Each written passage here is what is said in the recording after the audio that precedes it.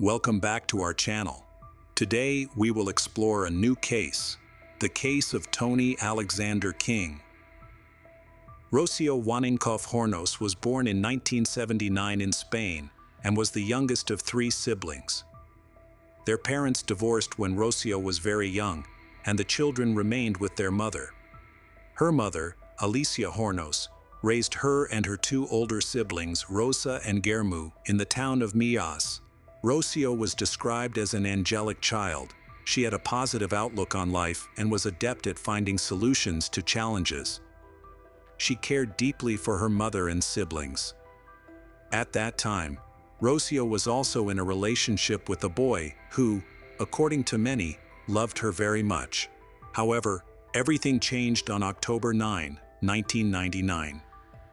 That day, Rocío spent the day and evening at her boyfriend's house, where his mother was also present. They decided to go to a fair in Fuengirola, a nearby village. Later that evening, around 9:30 p.m., Rocío chose to leave her boyfriend's house, saying she wanted to go home to shower and change before going to the fair. It was only a 500-meter walk back to her house, but something happened during her walk, and she never returned home. Rocío's mother thought her daughter had gone to the fair with her boyfriend or friends, so she didn't raise the alarm when Rocío didn't come home. Rosa and Guillermo were also waiting for Rocío at home, but hadn't heard from her either. When Rocío still hadn't returned by the next morning, Alicia became anxious. Alicia called Rocío's boyfriend. He said he hadn't seen Rocío and confirmed that they had planned to go to the fair, but that at the last moment, he fell asleep and didn't go anywhere. He mentioned that he had tried to call Rocío, but acquaintances said they hadn't seen her at the fair. He thought she had come home late and was very tired. Alicia was very worried because there had been no news about her daughter. Her anxiety grew until her partner Juan Chirillo suggested they take a walk to relieve some stress. He planned to show her some nearby ruins, hoping it would help her relax. Many people had reassured them that their daughter would return soon. As they walked, everything seemed normal, until Alicia spotted a pair of sneakers on the ground. She believed they belonged to her daughter. Continuing through the vacant lot, she became increasingly alarmed when she saw bloodstains and a piece of fabric. Feeling agitated, Alicia was convinced that something terrible had happened, so Juan called the police for assistance. The police arrived and secured the area to search for evidence. In addition to the sneakers, bloodstains, and fabric, they discovered tire tracks that had crossed over a puddle of blood, as well as a cigarette butt from a brand not commonly found in Spain. After analyzing the evidence, they found that the DNA from the cigarette butt did not match any records in the database, but they preserved the sample for future testing. The tire tracks indicated that the car involved was quite old and had not been made in Spain for 6 years. It was also determined to be a small vehicle. Since Rocío had practically vanished in the middle of the night, it was very difficult to find witnesses, especially since the area was not crowded. However, the first witness came forward after the evidence was collected. He was a taxi driver who reported that on the night of Rocío's disappearance, around 10 p.m., he was driving home from work and passed by the street where the evidence was found. He heard screams and became very scared, so he closed the windows of his car. The taxi driver also noticed a man inside an SUV and was able to provide a description of the man, which was used to create a composite sketch. The photo sketch was disseminated across all media outlets, so that people could provide information about this man if they knew anything. At the same time, the police were searching for this person in the nearby grove. In cases like this, the last person to see the victim, especially if they were a romantic partner, often becomes the main suspect. In this instance, that person was José Antonio Rios. The police examined his phone and interrogated him 6 times. His account raised suspicions for several reasons, one being that he couldn't recall what the victim was wearing that day. The victim's family provided information that contradicted José's statements. They stated that she was wearing a white t-shirt with a Nike logo and purple pants, but Jose insisted he had never seen her in that outfit. He claimed he was unfamiliar with the white t-shirt. Additionally, Jose's mother confirmed that the victim had been wearing a jacket when she left their house at 9:30 p.m. and she had helped fasten it on her. Jose's family was taken aback to find that the jacket was still at their home, suggesting that Rocío must have returned to Jose's house in different clothing that day. Jose insisted on his original account. When Rocío went her home, he fell asleep and he didn't know anything else. The location where the evidence was discovered was very close to Jose's house. If the girl had been screaming, as the taxi driver stated, Jose should have heard her since he lived on the lower floor. He claimed he didn't hear anything, and neither did his family. There was no way to verify his alibi as he claimed to have been sleeping at home. Only his parents and a few relatives could confirm that. It was also odd that he didn't offer to take his girlfriend home at such a late hour, even though they could have gone to the fair together. No suspicious calls were found on his phone, leading the investigators to halt further questioning. He appeared in various media outlets to talk about Rocío, expressing hope for her return and participating in the search efforts. The search for Rocío included all nearby areas, with the central zone being where the evidence was found. Alicia suspected that the attack might have occurred there, and there were concerns that Rocío could be seriously injured or even dead. They searched within a 75-kilometer radius of the location where the evidence was discovered. Alicia appeared on television, pleading for assistance in finding her daughter. In her desperation, Alicia consulted several mediums, all of whom claimed that her daughter was still alive. The search continued tirelessly until November 2, 1999. Unfortunately, that day ended in tragedy when police and family members discovered Rocío. She was found deceased near Los Altos del Rodeo Sports Club. The property included a lot with a tennis court, where Rocío's body was located. She was found under a tree by the owners of the court. Rocío was naked and had sustained stab wounds, burns, and significant damage to her body from lying beneath the tree for an extended period. The level of decomposition was so advanced that her identity could not be determined through physical features, and she was ultimately recognized by the jewelry she had been wearing that day. The autopsy determined that Rocío died on the same day she went missing. She had 9 stab wounds in various areas of her body, with marks from the weapon on her bones. Her throat had also been cut.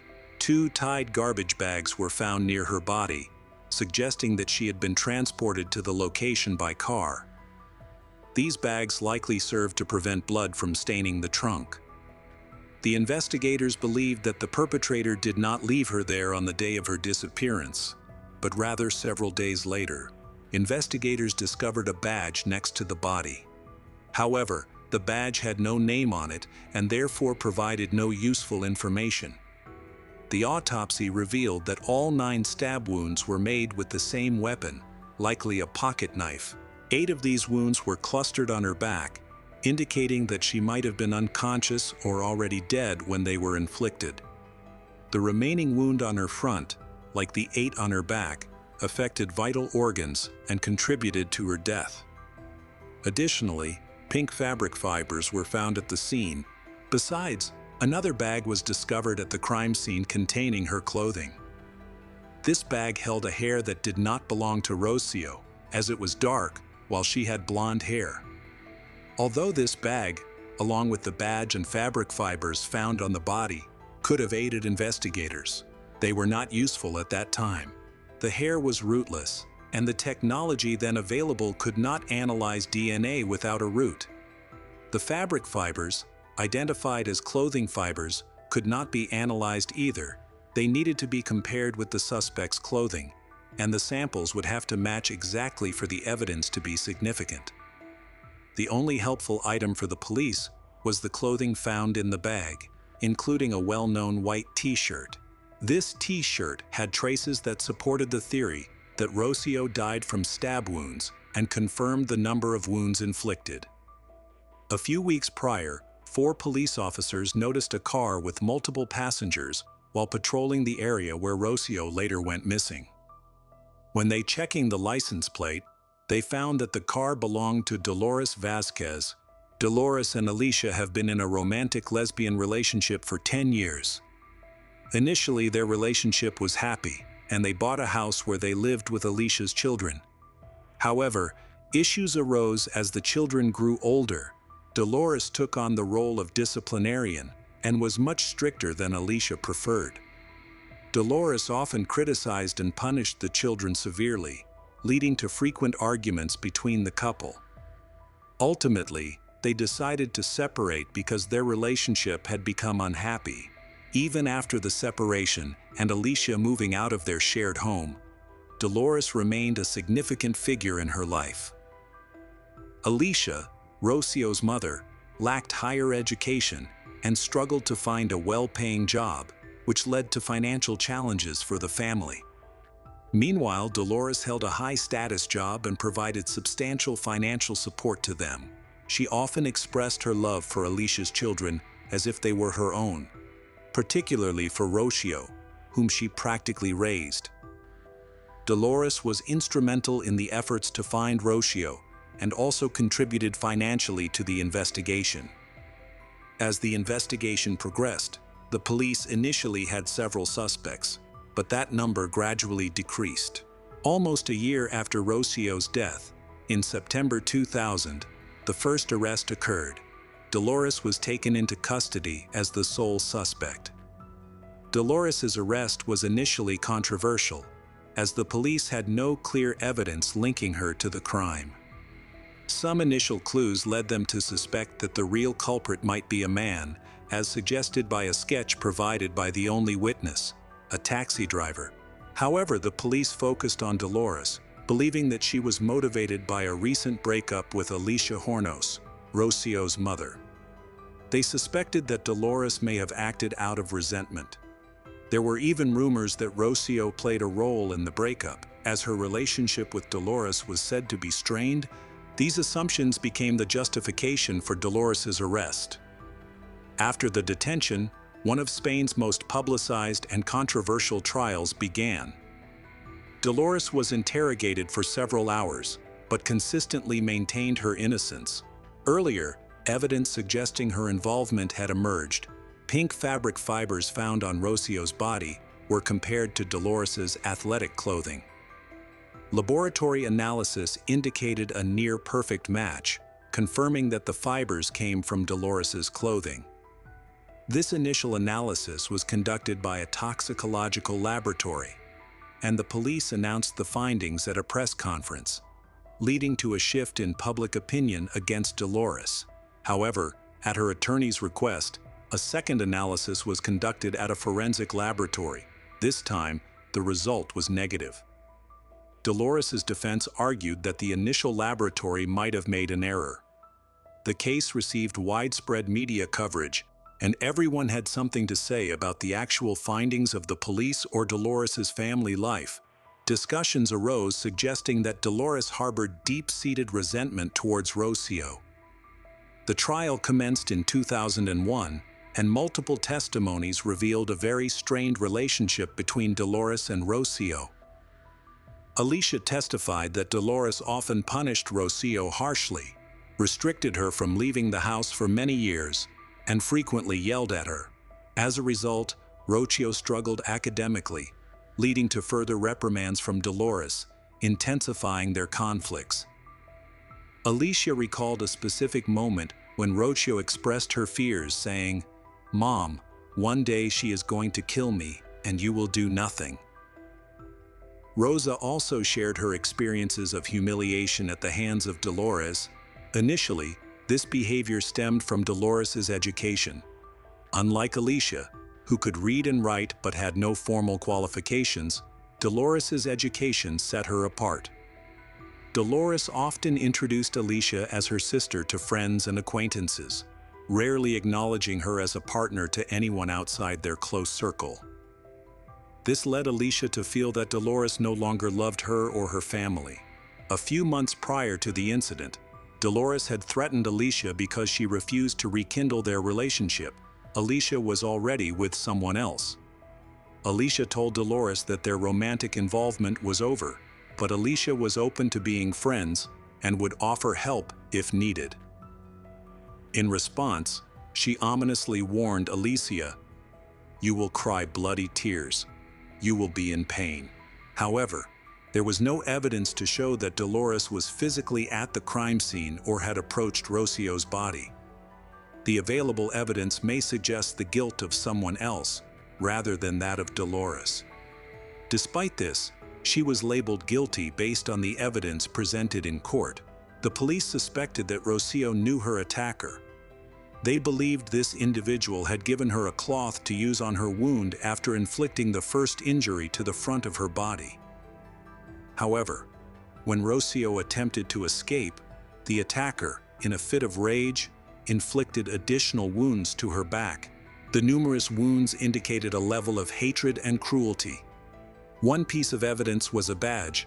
Dolores participated in the searches, so she could have had access to these badges. Additionally, the testimonies of Dolores's employees came into play, indicating that Dolores was anxious and irritable on the days surrounding Rocío's disappearance. One employee reported that on the day Rocío's body was found, Dolores took a picture of her and began stabbing it with a knife, ultimately destroying the photo. Dolores claimed this was because the employee's Spanish was poor and she wanted to explain what had happened to Rocío. Meanwhile, the police have not released information about how Rocío was killed. An employee reported that on the day of the incident, Dolores shouted about a problem. Another piece of evidence against Dolores is that she usually took daily walks with a friend from Ukraine between 9 and 10 o'clock in the evening. However, on the day Rocío disappeared, Dolores did not meet with her friend and canceled their plans. Additionally, it was discovered that Dolores's phone was tapped, revealing a conversation in which she stated, "They have nothing." The police questioned her friends and family, prompting many to contact Dolores to check on her and ask what to say to the authorities. It became clear to the police that Dolores was confident she would not be caught, believing they had no evidence against her. However, Dolores's defense countered each point made by the prosecution. They presented a record of Dolores's phone calls from that day, both of which were lengthy.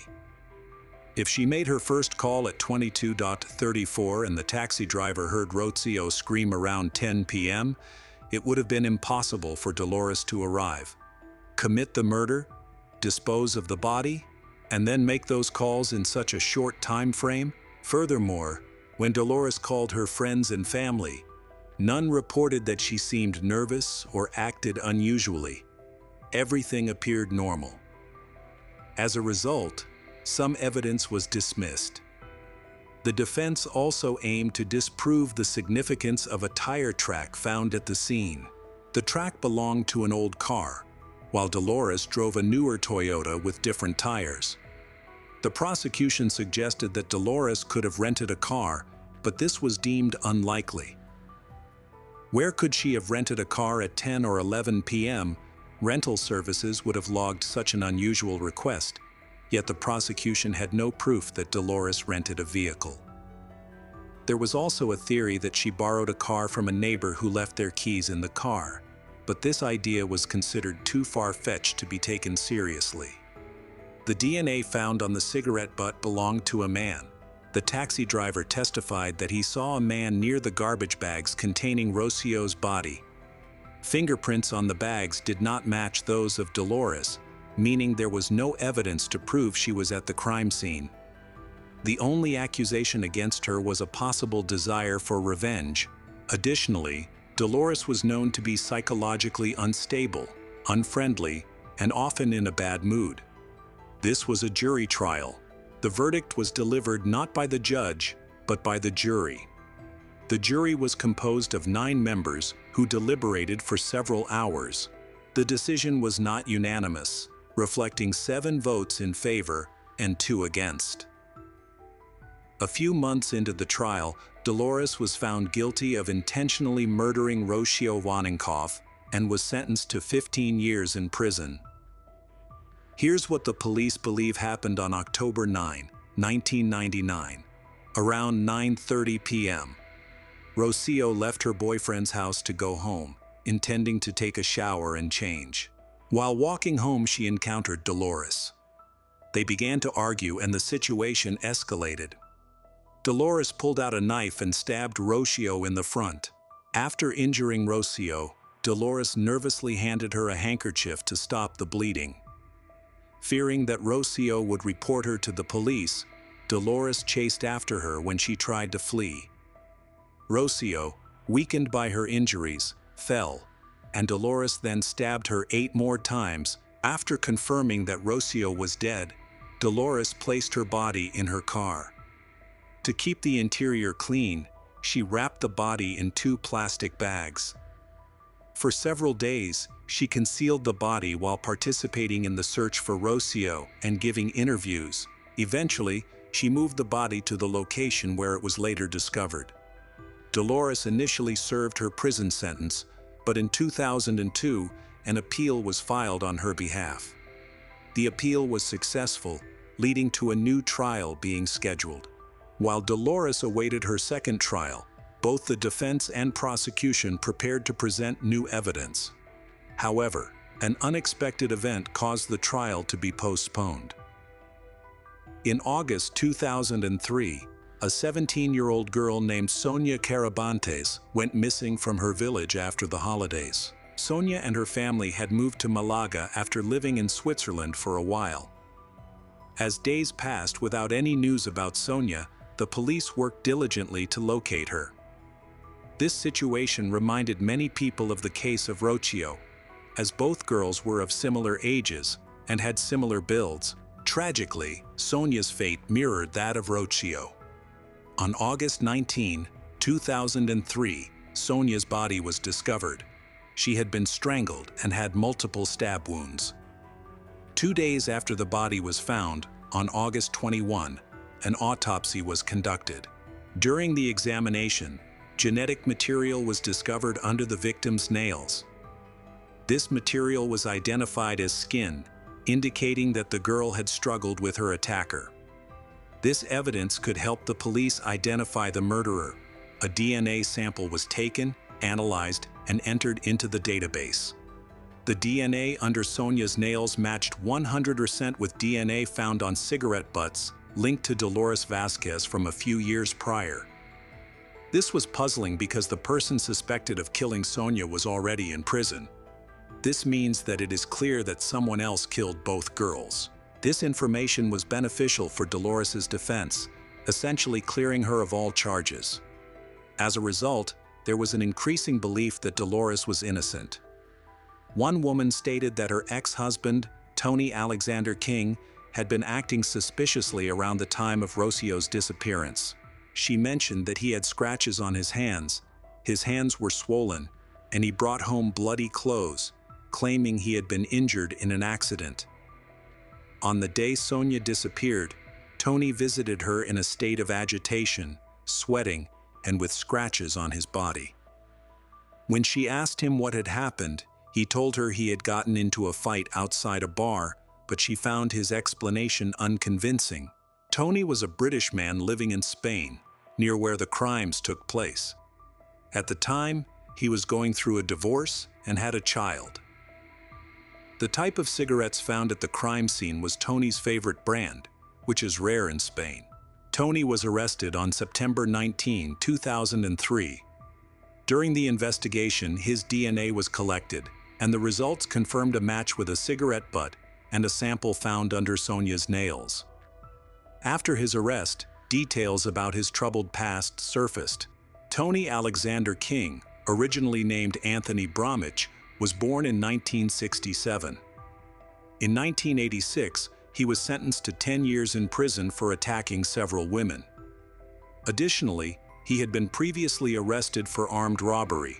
He served only half of his sentence before being released early for good behavior. Following his release, he changed his name and moved to Spain to start anew. In Spain, he met a woman named Cecilia Matilde Pantoja, and they had a daughter together, also named Sabrina. The Rocío family suspected that even if Dolores didn't commit the crime herself, she was somehow involved. They attended the court hearings for Tony. In 2005, Tony Alexander King was sentenced to 36 years in prison for the death of Sonia Carabantes, and an additional 7 years for an unrelated abuse assault he committed. The trial of Tony Alexander King in connection with the murder of Rocío Wanninkhof, which took place in 2006. Initially, Tony claimed he had burned Rocío's body, which contradicted the official account. Although Rocío's body showed signs of burns and fire damage, it was not completely incinerated as Tony had stated. However, during the trial, Tony changed his story completely. He accused two individuals, Robert and Dolores, of being involved in the crime. He mentioned that he did not know Dolores well, but that they had a mutual friend, Robert. Tony explained that on October 9, 1999, he went to Robert's house to drink and do banned substance. After a while, he started feeling sick, and then Dolores arrived with another man. He alleged that Robert hypnotized him, and the next thing he remembered was sitting in a car with Robert and Dolores. Tony claimed that in the shadows of the car, Dolores attacked Rocío from behind. He said they placed Rocío in the trunk without realizing Rocío was still alive. Later, Robert got out of the car to check on Rocío. They then wrapped the body in bags to prevent any stains in the car. Tony insisted that he had minimal involvement and portrayed himself as merely a witness to a terrible crime. He is claiming that he left a cigarette butt at the scene. In the second trial, the defense pointed out that the car found at the crime scene was not Tony's car. There was an emerging belief that Tony was not acting alone. When asked why he had not mentioned this during his police arrest, he stated that Dolores had threatened to kill his daughter if he spoke up. On December 14, 2006, the trial ended, and the jury took 13 hours to deliberate. Tony King was convicted of the intentional murder of Rocío, while all charges against Robert were dismissed. Tony was sentenced to 19 years in prison and ordered to pay two compensations, 200,000 euros to Rocío's mother and 42,000 euros to her brother and sister. Dolores was released due to the lack of evidence to convict her for her involvement in Rocío's murder. This was a new version of the crime. One night, Tony approached a girl walking home and began to assault and intimidate her. He grabbed her by the neck and pushed her to the location where the evidence was later found. The girl fought back, and he stabbed her in the chest. During the struggle, Rocío managed to unmask him and attempted to flee, but he realized he had gone too far. None of his previous victims had escaped or sustained such severe injuries. After Rocío collapsed, he repeatedly stabbed her in the back until she was no longer breathing. He left her body there for several hours before returning in a car. It is believed that he had the accomplice who helped him load the body into the vehicle. For several days he kept the body with him before disposing of it where it was ultimately found. After the trial, Dolores moved to London and was granted compensation for the months she spent in prison. Many believe that the case cannot be considered closed, as there are still people who assisted Tony. Some think that those individuals could have included Dolores. The families of Rocío and Sonia suffered the loss of daughters who can never return. This case is quite complex, with many developments, particularly in Rocío's case. It remains uncertain whether a single DNA sample found on a cigarette butt was sufficient to place all the blame on Tony. Meanwhile, the Rocío family believes that Dolores played a role in the crime, even if she did not directly kill Rocío. The first test suggested that fibers from Dolores's clothing were found, but a subsequent test contradicted that finding.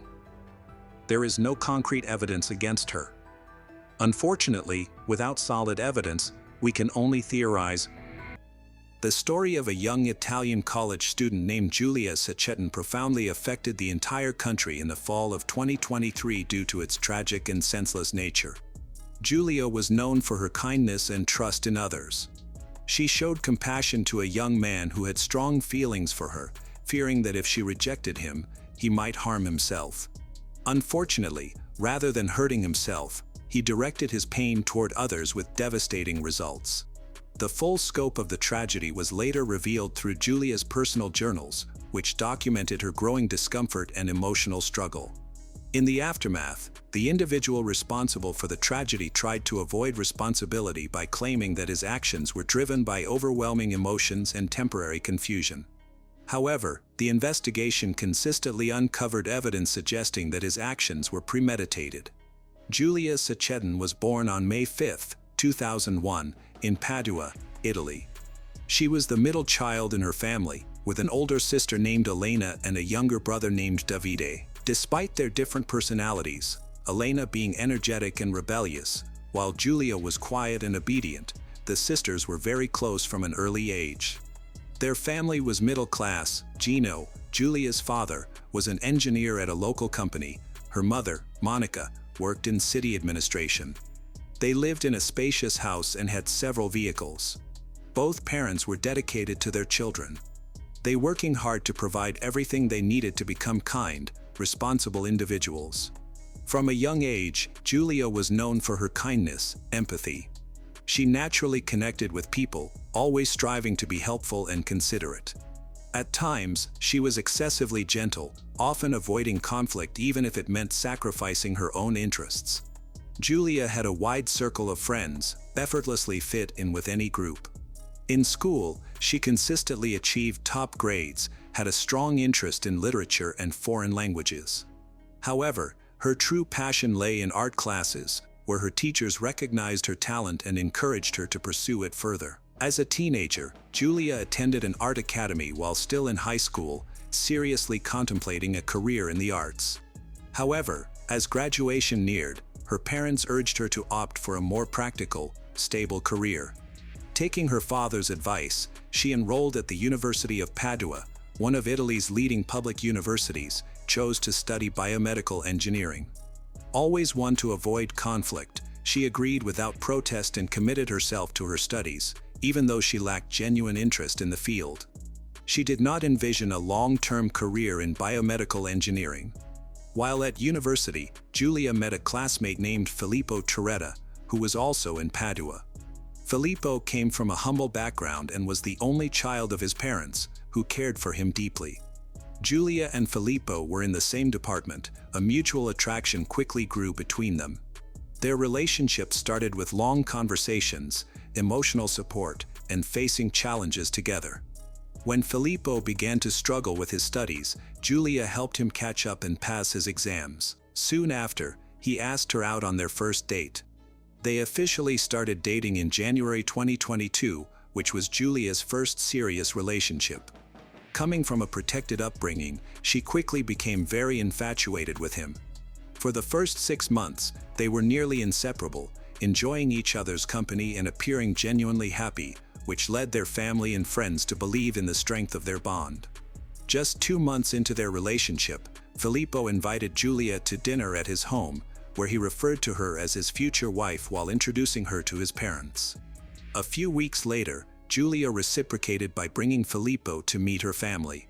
Their friends were convinced that Giulia and Filippo would get engaged by the time they graduated. Life took a devastating turn for Giulia's family when her mother, Monica, was diagnosed with a late-stage illness, and the outlook was grim. Monica's health deteriorated quickly, and despite numerous consultations, doctors indicated there was little hope. The next 6 months felt like a waking nightmare for the Cecchettin family. During this challenging period, Filippo tried his best to provide support. He stayed close to Giulia and also spent time with Monica. Giulia truly valued his presence. She was thankful for his kindness and unwavering support. Nevertheless, even though Monica agreed to participate in experimental treatments, she sadly passed away in October 2022 at just 51 years old. Her death created a huge void in the family. For her husband, Gino, the grief was nearly unbearable. He felt emotionally overwhelmed. It was only through the love and support of his children that he found the strength to carry on. Although Filippo continued to be supportive, changes began occurring in Giulia's feelings toward him. Even though they were still together, she started to feel distant and uncertain about their future. She began to consider ending the relationship but was unsure how to address it without causing conflict or upsetting him. She confided in only her two closest friends, people she had known for years and trusted. They were shocked. On the surface, Giulia and Filippo appeared to be the perfect couple, with a happy, harmonious relationship. However, beneath that facade, things were unraveling. Giulia didn't provide specific details but communicated that the relationship had reached a breaking point and ending it seemed inevitable. She didn't want to hurt Filippo, but she could no longer continue living a lie. The true reason behind her decision would only be revealed much later, following her passing. At that time, Giulia was focused on preparing for her final thesis presentation. However, she realized that she didn't want to pursue a career in biomedical engineering. It simply didn't resonate with her. Without mentioning it to many people, she quietly applied to a prestigious international art school that specializes in comic illustration. When she finally confided in her father, she emphasized that she would complete her university degree as she had promised. She intended to graduate and obtain her qualifications as her parents expected, but after that, she wanted to pursue a second degree in something she was passionate about, becoming an illustrator. Gino listened intently and supported her decision. After the loss of his wife, he had a new outlook on life, recognized its brevity and fragility. He encouraged his daughter to follow her own path, make her own choices, and dedicate herself to what truly made her happy. Giulia's conversation with Filippo turned out to be much harder than she had expected. It took place in August 2023, after they had been together for over a year and a half. Giulia found it difficult to express herself, but Filippo seemed to handle the news maturely. He suggested they remain friends and stay in touch, recognizing the connection they had. Since they attended the same university and studied in the same department, they saw each other frequently. However, less than a week after their breakup, Filippo attempted to rekindle their relationship. He invited Giulia to one of their favorite restaurants, a place that once held special memories for them. He asked her to give their relationship another chance, reminding her of their good times together. Giulia, however, remained resolute. She did not want to repeat old mistakes. The evening ended quietly, but an unspoken tension lingered, only becoming stronger with time. Filippo's behavior took a troubling turn. He began contacting Giulia every day, initially expressing his love and pleading for them to get back together. However, this quickly shifted to manipulation and threats. He warned that he might harm himself if they didn't reconcile. Knowing Giulia's compassionate nature, he exploited her empathy, pushing her emotional buttons. Concerned for his well-being due to his unstable nature, Giulia reluctantly agreed to stay in touch. They briefly resumed seeing each other, driven more by worry than love. Giulia hoped this was only temporary and that their connection would eventually fade. However, Filippo's behavior became increasingly alarming. He flooded her with messages, some of which were distressing. In one, he ominously stated that they would either be together forever or their lives would both end. Although this was a clear threat, Giulia chose not to report it and only confided in her closest friend. This intense situation persisted for nearly 2 months. In late October 2023, Giulia realized she could no longer live in fear. She was set to present her thesis in medical engineering on November 16th, and her classes at the International School of Comics were starting in December. Her schedule was now fully packed, leaving no time for emotional drama or unhealthy attachments. Although still anxious about how Filippo would react, she decided to invite him to a quiet cafe they used to visit. She carefully chose her words to avoid any conflict, explaining that they could remain friends but nothing more. Despite her attempt to be respectful, Filippo was deeply disturbed by her decision. He took the news hard, began to call and message her frequently, but Giulia, busy with her thesis, limited him responses to brief notes. It was around this time that Filippo started secretly following her. He soon noticed she was spending time with someone new guy. Their friendship appeared warm and affectionate, suggesting they might become a couple. Filippo struggled to accept this, and a darker plan began to take shape in his mind. On Saturday, November 11, 2023, Julia dedicated most of her day to her graduation project. At around 5 p.m., she sent the final version to her academic advisor. Earlier that day, about an hour before, her ex-boyfriend Filippo called her, asking if she would join him to shop for shoes for their upcoming graduation ceremony. It was unusual for him to reach out, as he hadn't contacted her at all for about a week. No texts, calls, or visits. Julia thought that he had finally accepted their breakup and moved on. Wanting to remain on good terms, she agreed to help him with the shopping. They planned for him to pick her up at 6 p.m. Julia informed her father that she would be home before midnight and hugged him tightly as she left, unaware that it would be the last time he would see her alive. Filippo arrived at the Sacchetin house right on time. Julia got into the passenger seat, and they drove to the shopping center in Margra. Witnesses later reported seeing them calmly browsing the stores together. They bought a pair of shoes. Chiaretta and Julia also had dinner together at a McDonald's inside the mall at around 9:02 p.m., with Julia paying for both meals with her credit card. They then left the building at around 10:30 p.m. At 10:43 p.m., Julia sent her final message via WhatsApp to her sister Elena, who was in Vienna at the time for college. However, at 10:45 p.m., her messages suddenly stopped, and she never replied again. Shortly after, her phone was turned off. When Julia didn't come home by midnight, her family started to worry. At first, they tried to remain calm, thinking she might have just lost track of time. However, by 1 a.m., they began to sense that something was very wrong. Julia never stayed out overnight without letting someone know. Her phone was off, and they couldn't reach Filippo. Her father and older sister went to file a missing person report while her younger brother stayed home in case Julia returned.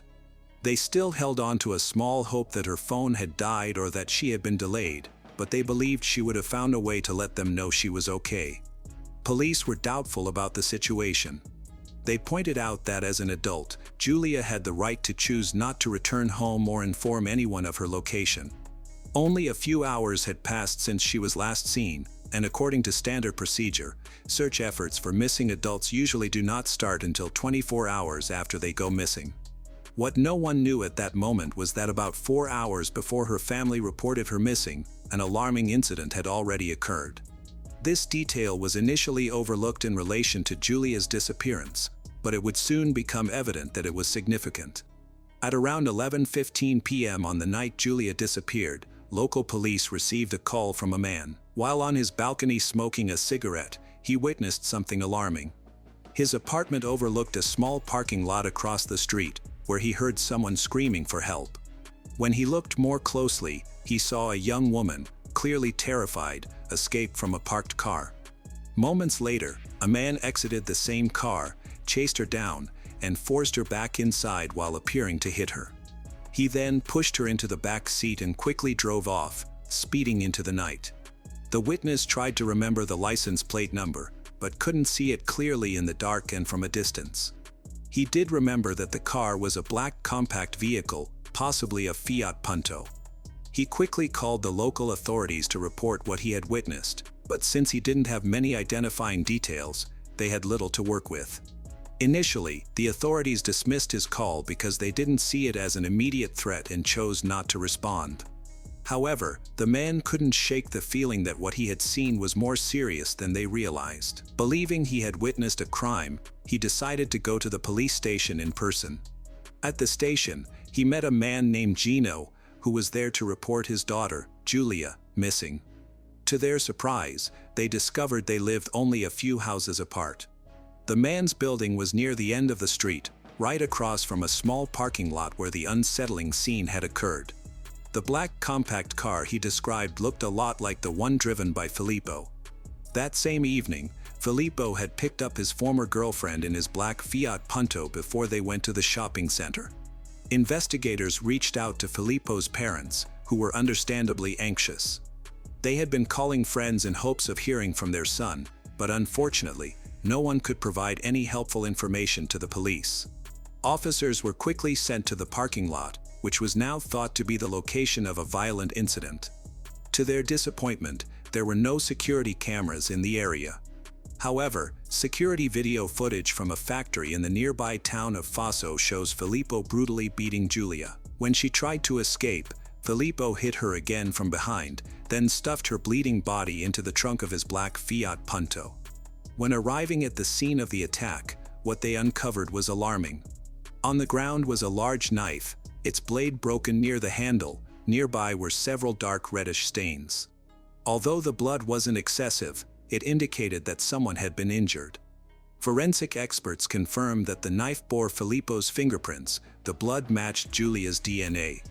The broken blade and a deep gouge in the pavement. Investigators feared the worst but still hoped that Giulia might be alive and urgently in need of help. Both students' phones had been turned off shortly after the incident. Data indicated that their last known location was that parking lot where the suspected assault and abduction occurred. Law enforcement opened a criminal case against Filippo, charging him with assault and unlawful detention based on the evidence collected. His parents were shocked and firmly believed that their son would never hurt Giulia, claiming he loved her deeply. Detectives started tracking Filippo's movements by examining footage from roadside surveillance cameras. Later that night, a black Fiat Punto was spotted heading towards a lake in the Porton province. The next day, the vehicle was seen in multiple areas. On November 12, a young man who matched Filippo's description bought something at a gas station near the Austrian border. He used a €20 bill that had what looked like dried blood on it. The cashier didn't pay much attention to this detail at the time, but later surveillance footage confirmed that the buyer was indeed Filippo. A disturbing piece of evidence surfaced shortly after. Security video footage from a factory in the nearby town of Fosso shows Filippo brutally beating Giulia. After the assault, he stood over her lifeless body for several minutes before putting her in the trunk of a car. Investigators found pools of blood and clear signs of a struggle at the scene, leaving no doubt that Giulia had likely been killed. However, her remains were still missing, and the suspect's whereabouts were unknown. Filippo was officially declared wanted throughout Europe. Giulia's body was discovered near Lake Barsis in Piancavallo on November 18, 2023 by the Special Dogs Unit of the Civil Protection. The body was found inside a large nylon bag in a cave at 50 meters altitude, within a wooded area that is generally closed during the autumn-winter period for security reasons. The Italian Forensic Services performed an autopsy on December 1, 2023, and reported that Giulia's body had over 20 stab wounds. She had blunt force trauma to her head, and there were clear signs of her wrists being restrained. Additionally, adhesive residue on her face indicated that her mouth had been taped shut. The circumstances of this case suggested a personal motive and an unusual amount of anger. Filippo was found on November 19 in an emergency lane of a motorway near Leipzig after his car had run out of petrol. Authorities arrested him and sent him back to Italy, where the case had caused a national uproar. During his initial questioning, Filippo confessed in detail about the events, but he stated that he was emotionally disoriented at the time and couldn't recall some parts of what happened. He recounted that they had spent a pleasant day shopping at the mall. On their way back, they stopped in a parking lot near Giulia's house. Filippo gave her a stuffed animal as a gift and asked if they could start their relationship over. Giulia reportedly raised her voice, rejected the gift, and got out of the car, which he claimed triggered a sudden outburst of anger. He grabbed a knife and chased after Giulia, injuring her shoulder in the process. She fell to the ground, and when he tried to strike her again, he missed, causing his knife to break when it hit the pavement. Filippo claimed he forced her back into the car, tied her wrists with rope, and covered her mouth with tape before driving around without a specific destination. Eventually, they ended up in an industrial area. According to him, Giulia managed to open the door and escape. He then took out a second knife and pursued her, continuing to attack until she stopped moving. When asked how many times he hit her, Filippo estimated maybe 5 or 7. However, the forensic team found over 20 wounds, and his story of an unplanned outburst was contradicted by the fact that he had arrived at the meeting with 2 knives, rope, tape, and plastic bags, indicating he was prepared. Filippo claimed he planned to take his own life afterward in order to be with Giulia. He even revealed shallow cuts on his wrists, although he confessed he didn't go through with it. He found it easier to end another's life than to end his own. Despite strong evidence implicating him, his family's legal team maintained that he was mentally confused and had memory loss. Their entire defense strategy focused on this idea, aiming for a lighter sentence or a transfer to a psychiatric facility instead of serving time in prison. Julia's father, in his grief, took a remarkable action. He gave investigators pages from her personal diary and later made some of them public. His goal was to reveal the truth and draw attention to what his daughter had experienced. The diary entries clearly explained why Julia had decided to end her relationship with Filippo and what was happening out of public view. Although she had loved him, Filippo had become controlling, emotionally manipulative. He monitored her whereabouts, kept track of her phone and social media, forbade her from seeing friends, and expected her to obey his demands at all times. A significant conflict occurred just before the tragedy involving Filippo's insistence on attending a small family birthday party for Julia's sister, Elena. This event took place shortly after their mother had passed away, and Julia's family was not in the mood to celebrate. Despite this, Filippo was angry, feeling that he was part of the family and had the right to attend all family gatherings. This disagreement made Julia reconsider their relationship, and she recognized that she needed to end things for good. However, Filippo began to use emotional manipulation, threatening to harm himself if she left him. Julia, being compassionate and empathetic, felt guilty about this. Unfortunately, her kindness would eventually lead to devastating consequences. On September 23, 2024, the summary trial of Filippo Turetta began at the Venice court. He is charged with intentional homicide, aggravated by malice, cruelty, brutality, stalking, and improper disposal of a corpse. By the start of the trial, new evidence indicated that the crime had been premeditated. Investigators discovered that Filippo had begun planning the attack about a week prior, conducting extensive online research for isolated locations in the suburbs that he could use to carry out the act and conceal the aftermath. His browsing history confirmed this. During a search of his car, officers found a printed map of the area. Initially, its relevance was unclear, but it later became evident that Filippo had chosen to use a physical map instead of GPS to avoid leaving a digital footprint. He meticulously planned every detail, but he seemed uncertain about what to do afterward. There were weak indications that he might have considered self-harm, but this was not convincing. By the time of his trial, it was clear that Filippo had acted with intent. He abandoned the emotional disorientation defense and made no claims of psychological instability, admitting that his actions were intentional. As expected, Turetta was questioned at the hearing on October 25, where he presented a 40-page memorial in which he detailed his actions. This prompted the court to cancel the hearing scheduled for October 28, as sufficient questioning had already taken place. At the hearing on November 25, 2024, the prosecutor requested a life sentence for Filippo Turetta. He was sentenced to life imprisonment on December 3, 2024, concluding the trial at the first instance. Aggravating circumstances of premeditated murder, kidnapping, and concealment of the body were acknowledged, while charges of stalking and cruelty were dismissed. In addition, Filippo must pay €760,000 in compensation to the Sacchetin family. In his final statement to the court, Filippo stated he would not appeal the verdict, acknowledging it as fair and expressing no intention to contest the outcome. Kapunda, South Australia, was a quiet town where residents felt secure.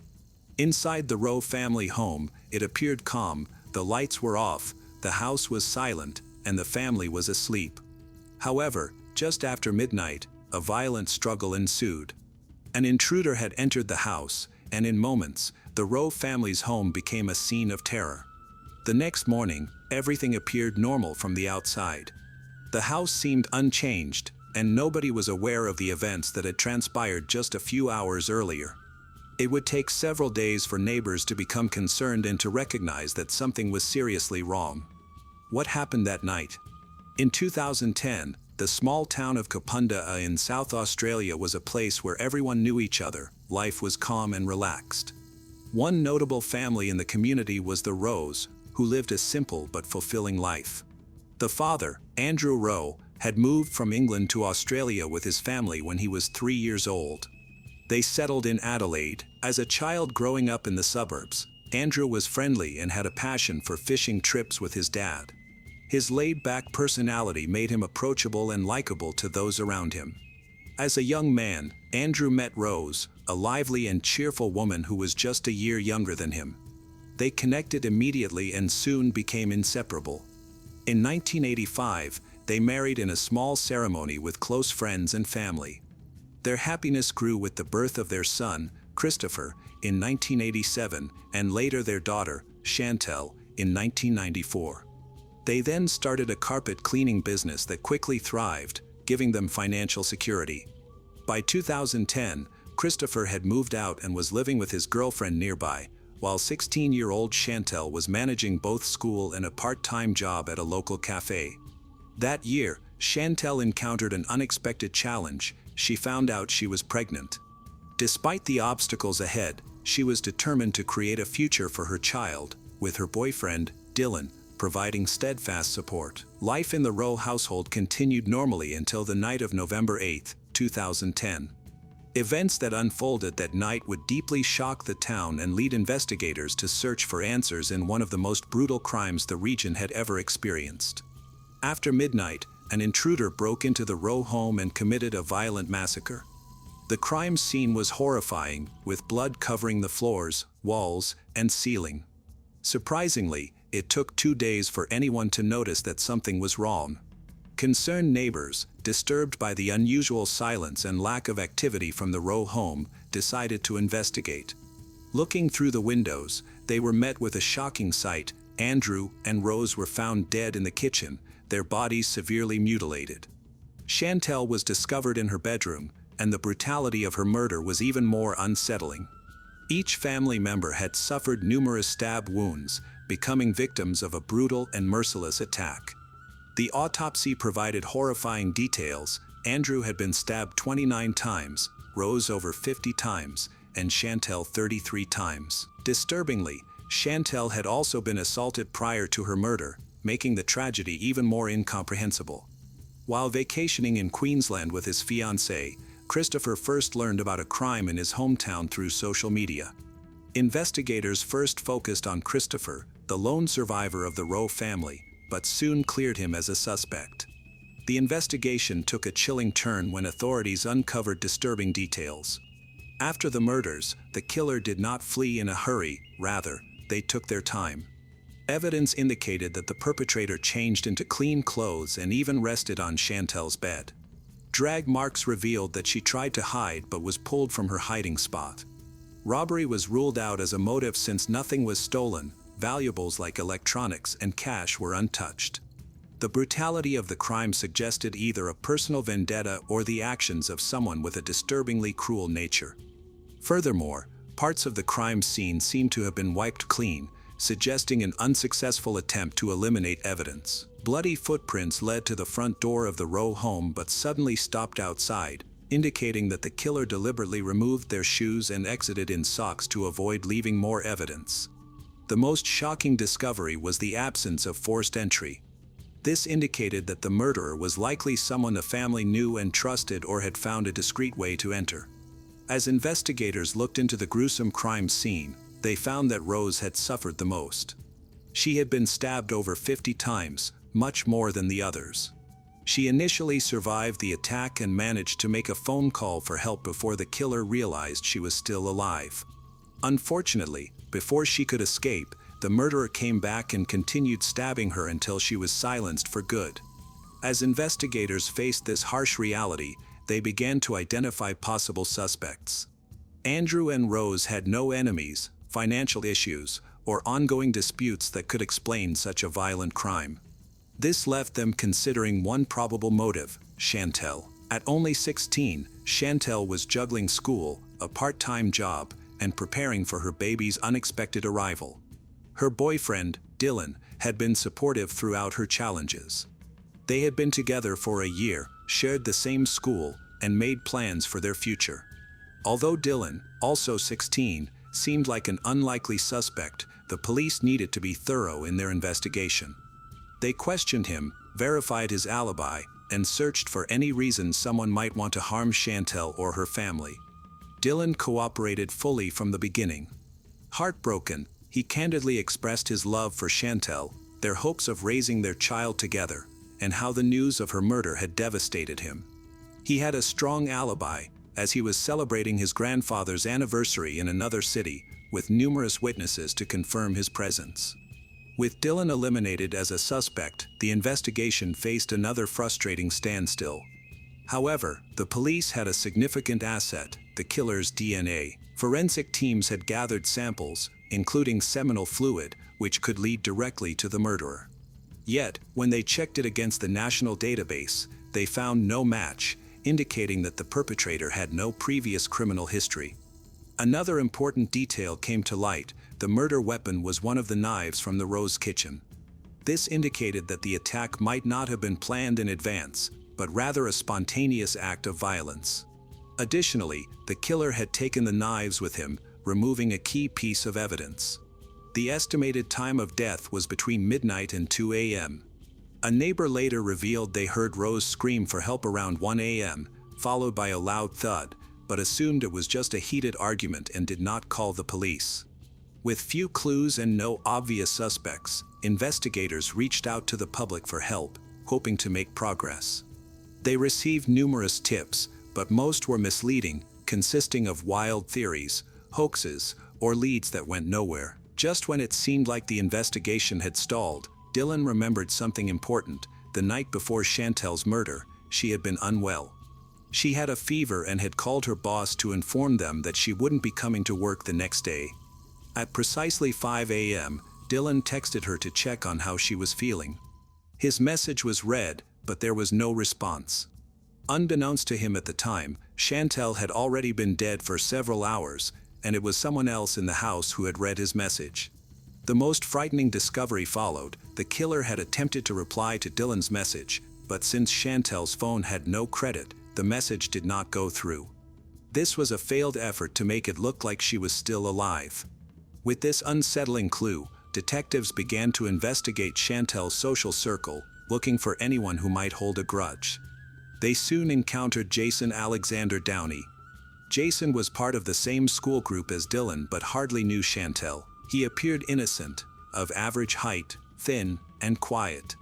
Detectives started with the intention of asking Jason a few standard questions and moving on. However, as the interview progressed, his behavior became concerning. Instead of responding straightforwardly, he appeared nervous and avoided direct answers. Unexpectedly, he also claimed to have an alibi for the night of the murders, even though no one had inquired about it. The contradictions in his statements were quite troubling. Investigators collected fingerprints and DNA samples from Jason for comparison. He complied readily, showing an unusual calmness that momentarily led them to question their suspicions. However, they soon noticed several recent cuts on his palms. When asked about them, Jason attributed the injuries to an accident at a machine shop, but the wounds appeared too clean and precise, resembling injuries from gripping a knife. Forensic experts quickly found the answer. Jason's fingerprints matched those found on Chantal's bedroom door exactly. The belief that the murderer needed to be big and strong was incorrect. Jason, who was thin and seemed harmless, had overpowered 3 individuals in a sudden outburst of rage. Even more alarmingly, he deceived almost everyone around him. He even went to Chantal's memorial, laid down flowers, and pretended to mourn with her family and friends. Originally from Scotland, Jason had relocated to Kapunda with his mother and older brother. While his life appeared normal on the outside, there was a much darker side hidden beneath the surface. Chantal and Jason were never really close. She was polite to him, didn't dislike him, but she also didn't have any strong feelings for him. To her, he was just another member of the group. In contrast, Jason's feelings toward her were more intense. He had previously tried to show interest in Chantal, but she had rejected him. When he learned that Chantal was pregnant with Dylan's child, it triggered his jealousy. Jason's obsession had become overwhelming, and on the night of November 8th, his emotions hit a peak. When police first questioned Jason after his arrest, His unnerving calmness surprised the detectives. He denied any involvement, speaking with a disturbing confidence as if he could dismiss the growing evidence against him. He claimed that his fingerprints at the Rowe home were from a visit several weeks prior, but that was not the only untruth. Forensic analysis showed that Jason's DNA was found on Chantel's body. When confronted with this evidence, he told an implausible story, insisting that he and Chantel had been intimate during his last visit. However, the science was clear: DNA cannot stay viable on a body for weeks, it had to be recent. During the interrogation, Jason eventually broke down and shared a troubling account of the events from that night. Earlier, he had a fierce argument with his mother and stepfather, which left him feeling frustrated and angry. As a result, he decided to sleep in his car. However, after learning from Dylan that Chantel was homesick and vulnerable, his feelings for her took a disturbing turn. What began as a simple plan to drive past her house turned into something much more alarming. He parked his car at the end of the street, out of sight, and approached her home. The house was dark and quiet, except for one bathroom window that was ajar. Being thin and agile, Jason managed to slip through the small opening easily. Once inside, he waited in the bathroom for nearly half an hour, listening to ensure that the house was completely silent. He later claimed his only purpose was to confess his feelings to Chantel, but this raises questions. If that were true, why did he bring a kitchen knife with him before entering her bedroom? The investigators quickly recognized that Jason was not being honest. He hadn't come to share his feelings, he wanted to manipulate Chantel. As soon as he entered her room, she sensed something was wrong. When she pushed back against him, it triggered his anger. In a blind rage, Jason grabbed a knife and attacked her, stabbing her multiple times. The noise alerted her parents, who rushed to help, but Jason, now completely engulfed in violence, turned the knife on them as well, brutally killing both. Later, Jason attempted to argue that his actions were a crime of passion, but the evidence pointed to something much more sinister: premeditation. As the police investigated further, they uncovered more incriminating evidence. They found a pair of bloodstained shoes left in a remote location. The DNA on them matched all three victims. The shoe prints also matched the bloody footprints at the crime scene. Additionally, Jason's sweat was discovered inside the shoes, adding to the evidence against him. Although he occasionally cooperated, offering to lead detectives to where he supposedly discarded the murder weapons, those weapons were never found. The police believed he was trying to manipulate the investigation and buy time, even as more evidence piled up against him. By the fall of 2011, almost a year after the murders, Jason Alexander Downey was on trial. Throughout the trial, he remained strangely emotionless, frequently changing his statements but never expressing genuine remorse. He claimed to have no memory of killing the Rowe family, even though there was strong forensic evidence proving his guilt. A particularly disturbing detail came to light during the trial. After the murders, Jason took Chantel's pendant and chain as a twisted trophy, serving as a grim reminder of the girl who had rejected him. Jason's intense feelings of rejection drove him to commit horrific acts. When he eventually pleaded guilty, it wasn't because he felt sorry, rather, it was a strategic choice to receive a lighter sentence. One investigator remarked, his guilty plea should not be interpreted as remorse. These murders were brutal, premeditated, and shocking beyond comprehension. On April 17, 2012, Jason Alexander Downey was sentenced to life in prison with the possibility of parole after 35 years. If he had not pleaded guilty, he would have had to serve at least 45 years before being eligible for parole. In a last attempt to manipulate the situation, Jason wrote a letter to Chantel's family and friends. In the letter, he expressed regret and claimed he deserved his punishment.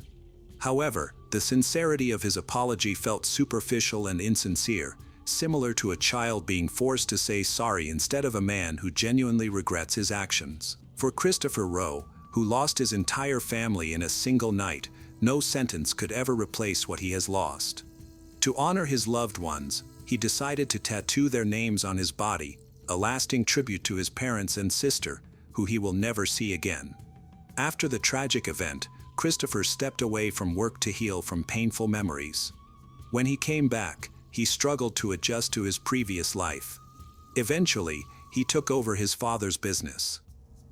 Joanna Simpson was born in 1964. Her wealthy family lived in York, Yorkshire, UK, where she spent most of her childhood. Joanna attended an all-girls primary school and completed several grades before her family decided to move. The Simpsons relocated to Laxey on the Isle of Man after her father sold his construction company. After finishing local school, Joanna went to Oxford High School and then pursued business studies at Bath University. She was quite popular among her peers, was known as a well-mannered, kind, and optimistic girl. She willingly supported everyone she communicated with, which attracted people to her. Fellow students always crowded around her, eager to spend time together. Naturally, there were always young people in this group who were looking for her attention. Despite this, Joanna was more focused on her work and career. She wanted to establish herself before starting a family. She decided to get married in 1994 when she turned 30. Her husband also came from a wealthy family. Together, they bought a large house in Ascot, which was in a derelict state and required significant repairs. At that time, they did not have children, so the choice of such a large house seemed excessive to some. They lived there alone, not far from Windsor, where the royal family's castle was located. Additionally, Legoland was nearby, making this location appear to be a great option for expanding the family. However, Joanna was in no hurry to do so. She planned to convert part of the house into a guest house so that relatives and friends could visit often. Her husband supported her aspirations, but perhaps he wanted to have children. After 3 years of marriage, her husband decided to end their relationship. It seemed that this decision stemmed from his disappointment over not having children. Joanna was shocked by this decision. Her friends noticed how depressed she had become and wanted to help her. One of her close friends was a senior flight attendant and had a flight planned to South Africa. She invited Joanna to accompany her, hoping that a change of scenery would help Joanna regain her spirits. Joanna agreed. As it turned out, this decision was fateful. During the flight, she met a man named Robert Brown, who was the pilot of the British Airways airline on which she was traveling. Robert was an avid runner. He had been a British cross-country champion 3 times, which he was very proud of. It seemed they had a lot in common, and an affair began. Joanna retained ownership of the house after her first marriage, as she had invested most of the money into it. She and her new lover moved in together in September 1998. They began to think about marriage. By Christmas, Robert proposed. When everything happened so quickly, Joanna was usually more cautious, but not this time. After getting engaged, they married in February 1999. This rush surprised many, including Joanna's parents, who had only seen Robert a few times by that point. They did not have a good impression of him, believing he was too arrogant and unable to offer their daughter the love she deserved. However, it was futile to dissuade Joanna. She was independent and old enough to make her own decisions. The only thing her parents could do was encourage her to draft a prenuptial agreement before the wedding. The Simpsons believed this relationship might end quickly and did not want their daughter to worry about a potential divorce or risk losing part of her property. The newlyweds did not want to attract too much attention or organize an overly lavish ceremony. Afterward, they immediately traveled to South Africa, the country where they had first met. Joanna hoped to have an unforgettable honeymoon, but within the first few days of the trip, she began to doubt the soundness of her choice. Robert treated the hotel staff with such arrogance that Joanna felt uncomfortable. She had never witnessed her partner behaving so rudely before. After returning from her honeymoon, Joanna called her mother to express her worries. She admitted she was questioning her decision to marry Robert, realizing she didn't know him well enough. She was disturbed by his behavior during the honeymoon and feared his rudeness might eventually be directed at her. Although she began to see her marriage as a mistake, Joanna didn't end the relationship right away after returning from South Africa. She still hoped she could change him. This decision was likely influenced by the pregnancy she discovered after the trip. Like many women, she believed that having a baby would encourage Robert to become more attentive and caring as a father. However, Robert's actions seemed to indicate otherwise, undermining her hopes. Instead of becoming more considerate when he learned that his wife was pregnant, he grew even ruder and more disrespectful. This negative behavior also affected her relatives and friends. Joanna, however, did not want a divorce because she feared that their child would grow up without a father, which she thought would be a major problem. When their first son, Alex, was born, things changed only slightly. A few months later, Joanna became pregnant again and gave birth to their daughter, Katie, but this second child did not improve Robert's behavior. Although he did not physically harm Joanna, which may have prevented a breakup, their family and friends could see how much he was psychologically hurting her. Robert was toxic and rude to Joanna's family, friends, which caused her a lot of distress. Over time, their differences became more apparent. It was clear they should not have been together. Joanna recognized this, but their children made it difficult for them to separate. After the birth of her first child, she often said their marriage would not last and that divorce was unavoidable. She tried to endure the situation for 8 years, but eventually realized she couldn't continue like this. Her final decision came after her husband revealed his disturbing thoughts, including violent fantasies about harming her and their children. He contemplating end one's own life by crashing a plane. Feeling terrified, Joanna filed for divorce in 2007. From that moment on, Robert's behavior worsened significantly. He began to openly express his strong dislike for Joanna's loved ones and even for Joanna herself. He started to manipulate her by hinting at the possibility of end one's own life. When that tactic failed, he began making indirect threats about harming Joanna and their children. Joanna was uncertain about whether to take his words seriously or see them as mere manipulation. She suspected that Robert was fabricating these threats to pressure her into withdrawing her divorce application. He told his friends that he didn't want to distance himself from the children. However, due to his job, which required him to travel frequently, he often spent weeks abroad, leaving little opportunity for him to connect with them. Despite his negative feelings about the separation, Robert never changed his behavior in a way that would make Joanna reconsider her decision to divorce. After Joanna filed for divorce, they continued to live together for a few months. An incident later made Joanna realize that her decision was justified. One evening, while they were putting their children to bed, a conflict erupted. Robert falsely accused Joanna of cheating, a claim he regularly made without any evidence. Joanna, who was fully committed to caring for their children, had no time for an affair. She attempted to defend herself, but her efforts seemed in vain. The argument escalated in the kitchen, and at one point, Robert grabbed a knife, confronted her. He even pressed the blade against her throat, threatening to harm her. Despite the serious situation, Joanna remained composed. She explained that any desire to harm her was illogical because her husband knew she was a good mother. Killing her would leave their children without either parent. Joanna pointed out that if Robert acted violently, he would likely face imprisonment. Eventually, she persuaded him to put down the knife. The following day, Joanna shared the incident with her mother and some friends.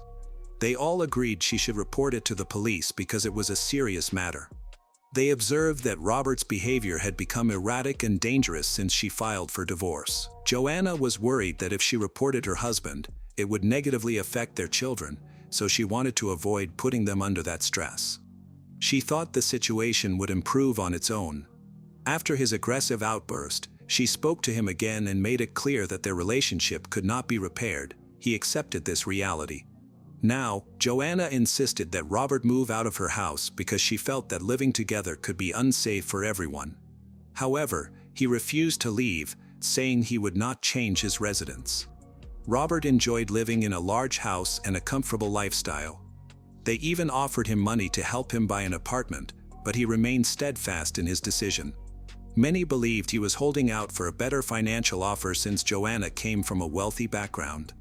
Robert was offered progressively larger sums of money until he finally agreed to move out. This decision brought Joanna relief. She no longer felt threatened. They shared custody of their children, and Joanna was waiting for the divorce to be finalized. However, a heated argument erupted over how to divide their house. Despite their prenuptial agreement, Robert refused to give up the property. Unfortunately, they still had to communicate about visits with their son and daughter. They lived apart, and Robert even started dating a flight attendant from his job. Not long into their relationship, she got pregnant. Joanna initially thought this was good news, believing it would help Robert move on from her, but she was mistaken. On November 1, 2010, one of Joanna's close friends received a call from her children's school because Joanna's kids had not shown up. The teachers tried to reach Joanna but could not get a response. They eventually contacted her friend, who was unsure of Joanna's whereabouts. Joanna had planned to fly to the island of Man to visit her parents, leaving uncertainty about when she vanished or what had happened to the children, 9 and 10-year-olds. After receiving a call from the school, Joanna's friend reached out to her mother. The mother mentioned that Joanna should have returned to Ascot after their trip to Isle of Man. Although she hadn't talked to Joanna on her return day, the call made her anxious, so she attempted to contact her daughter. To her dismay, there was no response. Unable to locate Joanna, they decided to notify the police. By this time, Robert had already arranged a meeting with law enforcement, an appointment to discuss a serious family incident in which he was involved. After reviewing the statements, the detectives decided to visit the home of Joanna to check. When they arrived, no one was there. They repeated knocking went unanswered. The officers chose to force the door open to gain entry. Once inside, they quickly spotted suspicious stains in the hallway that appeared to be blood. Despite a thorough search, they found no evidence of Joanna. There were no signs of anyone, including the children. The police left the house without any leads and returned to the station, where they awaited Robert's arrival for the scheduled meeting. When he arrived, he oddly refused to answer any questions about his wife. This was surprising as he had originally contacted the police and requested the meeting. Due to Joanna's ongoing disappearance, the decision was made to arrest Robert. They intended to conduct a more detailed search of the large property where Joanna lived. The situation remained puzzling, and they were not in a rush to file charges against him. The authorities started searching the entire area while also talking to Joanna's family. They all insisted that she couldn't have simply vanished and had no intention of taking her children anywhere. However, Joanna's relatives expressed negative views about Robert, convinced that he was the only one who could be involved in her disappearance. On the first day of the search, the only verified information was that Robert had taken the children to his brother's house. Joanna's family found some comfort in knowing that Alex and Katie were safe.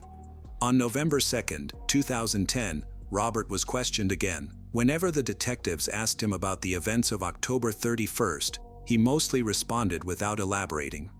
The police then changed their strategy and started discussing everyday topics, which made him more engaged.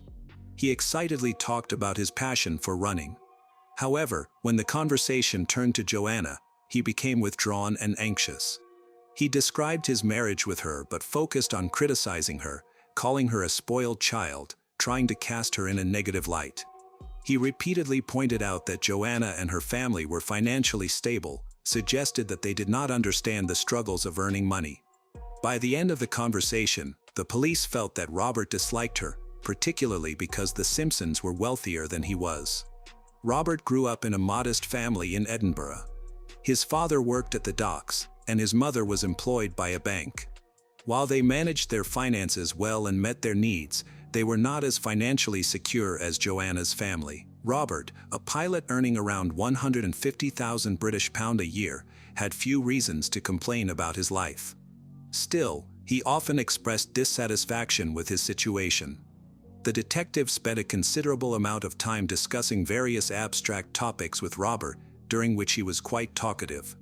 However, when they inquired about Joanna and the events of October 31st, he repeatedly said he had no comment. When the detectives expressed confusion, Robert explained that he was experiencing a mental blockage, making it difficult for him to answer those questions. Despite their persistent efforts to encourage him to speak, the detectives were unable to get any more information, forcing them to continue their investigation elsewhere. Joanna's house was extensively searched, revealing additional blood in the living room and in various spots in the courtyard and driveway. The arrangement of the bloodstains indicated that her body might have been relocated.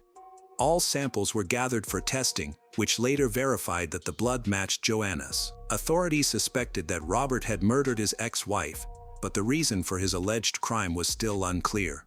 3 years after their breakup, Robert had begun a new life with another woman. Despite this, he expressed concern for Joanna's financial situation. He had signed a prenuptial agreement, which meant he was not obligated to worry about her finances after their divorce and would not receive any financial support.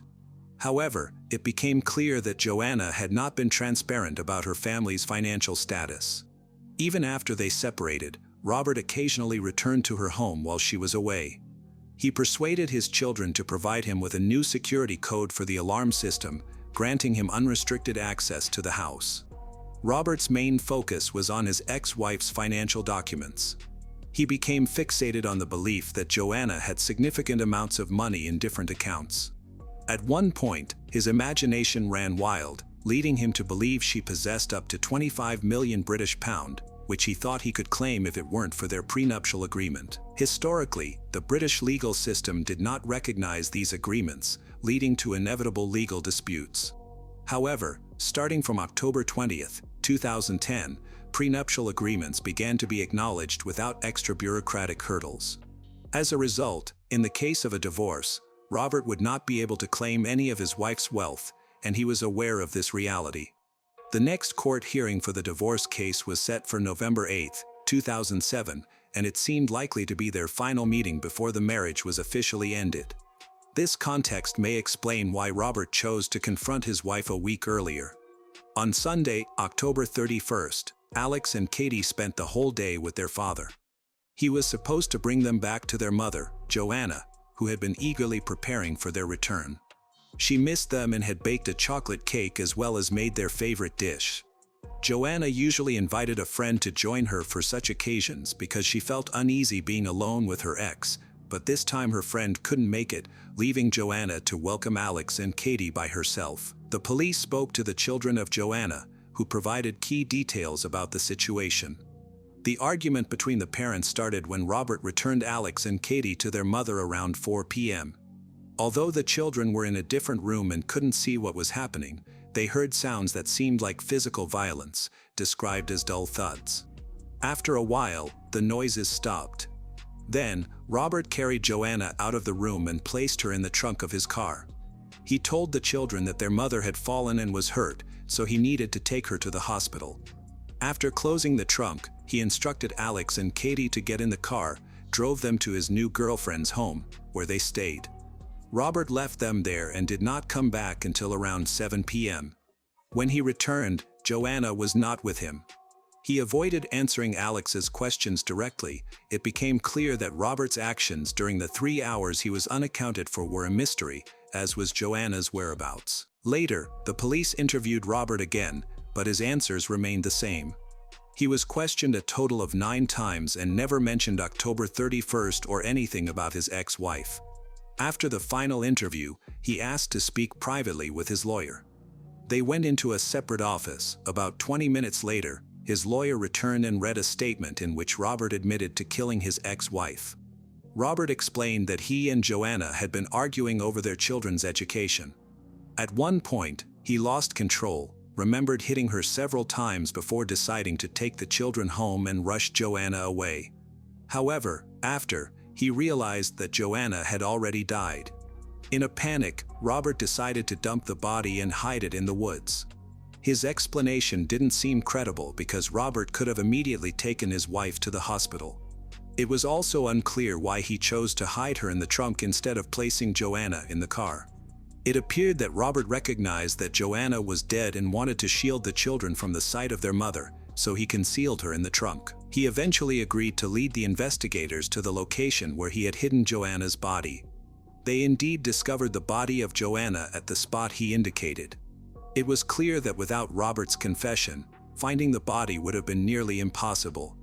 He took great care in transporting Joanna several kilometers away from the closest road and into the thick, secluded, near Legoland Windsor woods. There, he dug a deep hole, carefully leveled it, and covered it with leaves to hide any trace of what had happened. The police did not believe Robert because the hole was very deep and showed no signs of freshly dug soil.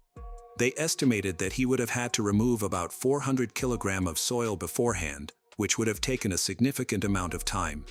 Additionally, the ground was already frozen, making it even more challenging to dig. Given these factors, it seemed impossible that he could have done all this in just 3 hours, and they suspected he had disposed of the soil elsewhere. This suggested he had likely dug a grave in advance, supporting the theory of a carefully planned murder. They found Simpson's body in a black bag inside a plastic box buried underground. Later, Alex and Katie visited the site to lay flowers in memory of their mother. They mentioned they knew the area well and even had a secret hideout nearby. The last time they were there was during the holidays when they were visiting their father. It was likely during that time that he began digging a hole for his ex-wife while the children played in their hideout. Robert continued to assert that he did not plan Joanna's murder. He claimed it was an accident, stating that the stress from a lengthy and challenging divorce caused him to lose control. His lawyer argued that he acted out of passion, which could lead to a lighter sentence for him. However, a forensic examination revealed that Joanna sustained at least 14 blows to the head with a blunt object. The weapon, a hammer with a nail puller, was found at the site where her body was buried. If Robert had not intended to kill her, why did he bring the murder weapon into the house? He later explained that he took the hammer from his shed and secretly placed it in his daughter's backpack, but he could not provide a reason for this.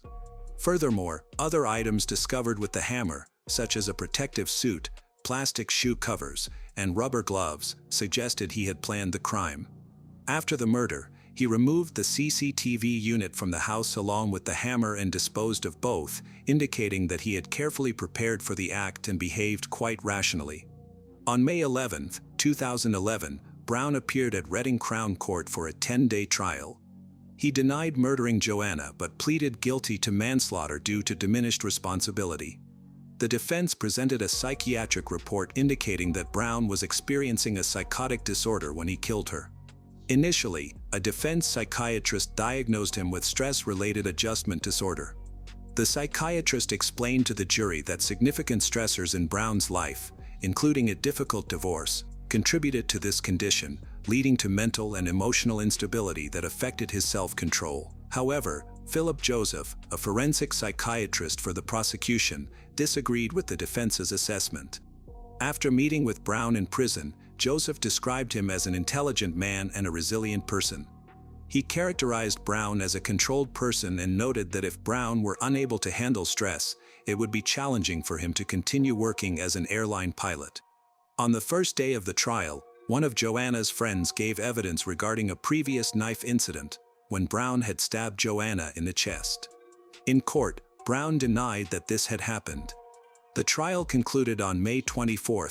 On the murder charge, the jury returned a not guilty verdict. Robert Brown was convicted of manslaughter. He was sentenced to 26 years in prison, including 2 years for obstructing a police investigation. Simpson's family and friends described the failure to convict of murder as a miscarriage of justice. Robert is eligible for mid-term release, with the remainder of his sentence suspended and monitored by the National Probation Service. In March 2023, as Robert could have been released in early November, Simpson's family and friends launched a campaign against it, citing the Police, Crime, Sentencing in Courts Act 2022. This act allows the Attorney General to block the release of any prisoner they believe poses a serious risk to the public.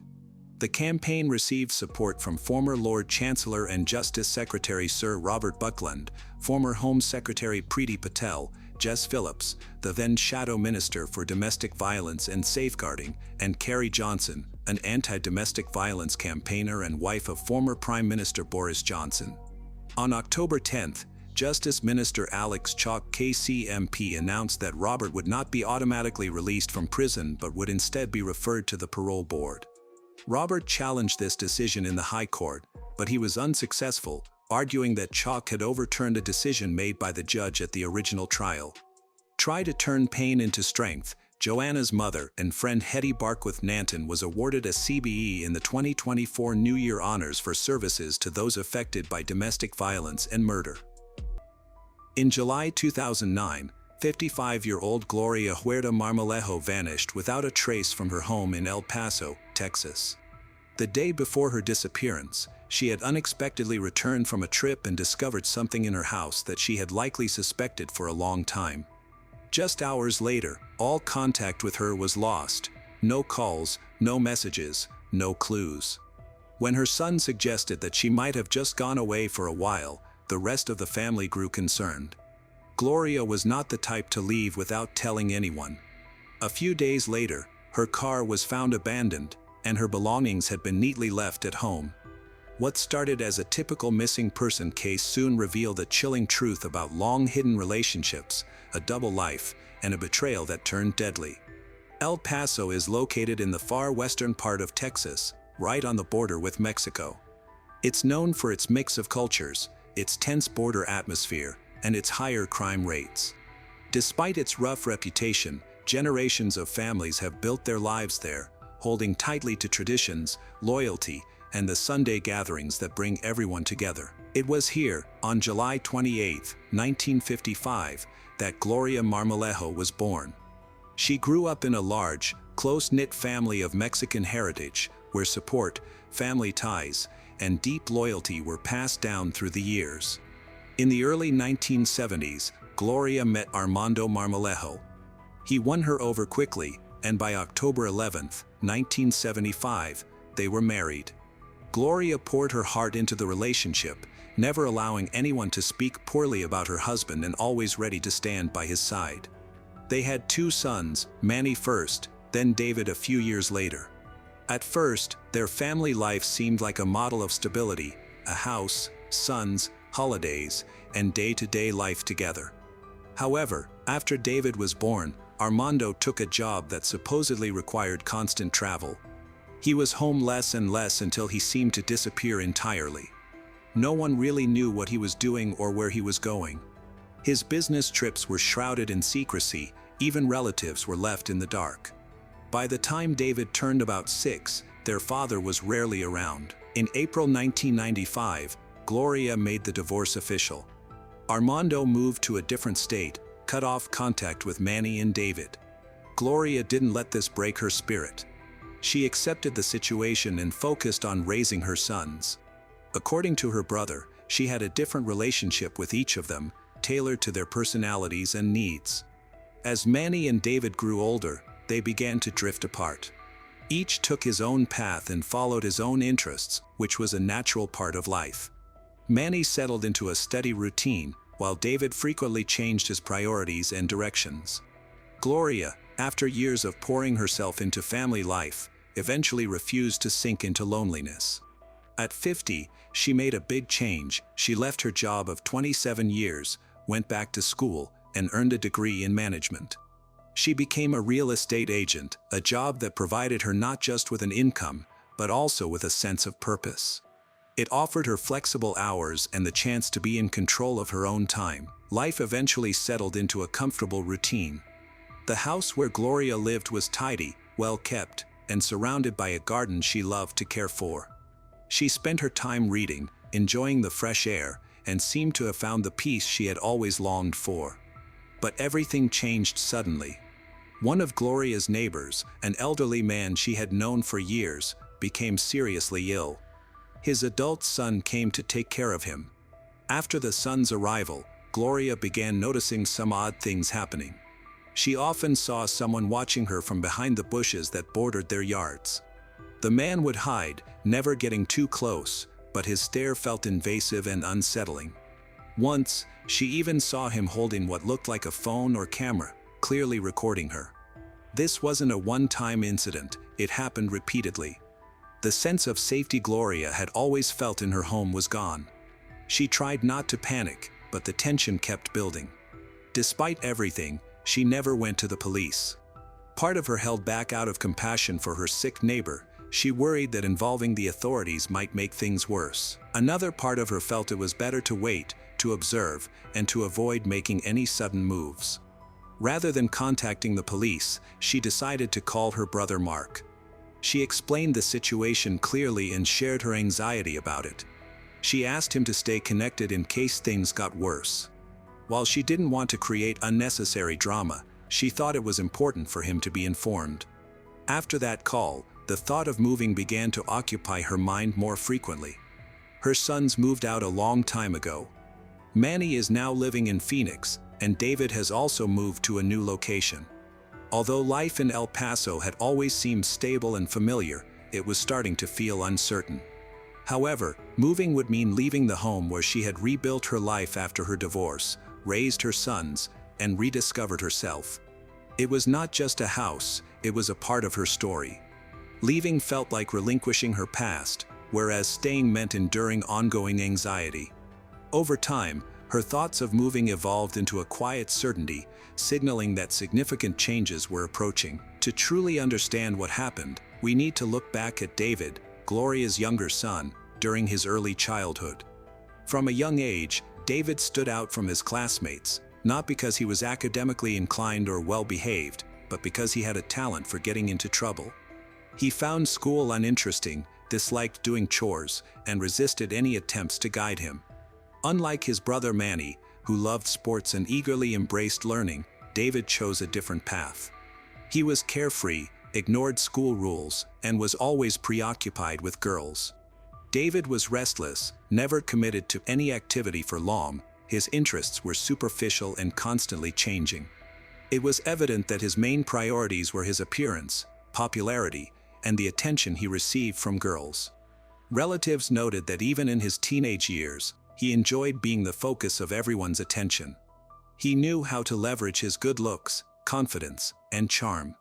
While his classmates were still learning about dating, David behaved as if he had everything under control. He felt entitled to attention, viewed girls as just another aspect of his life. This sense of entitlement and inflated self-esteem became defining characteristics of his identity.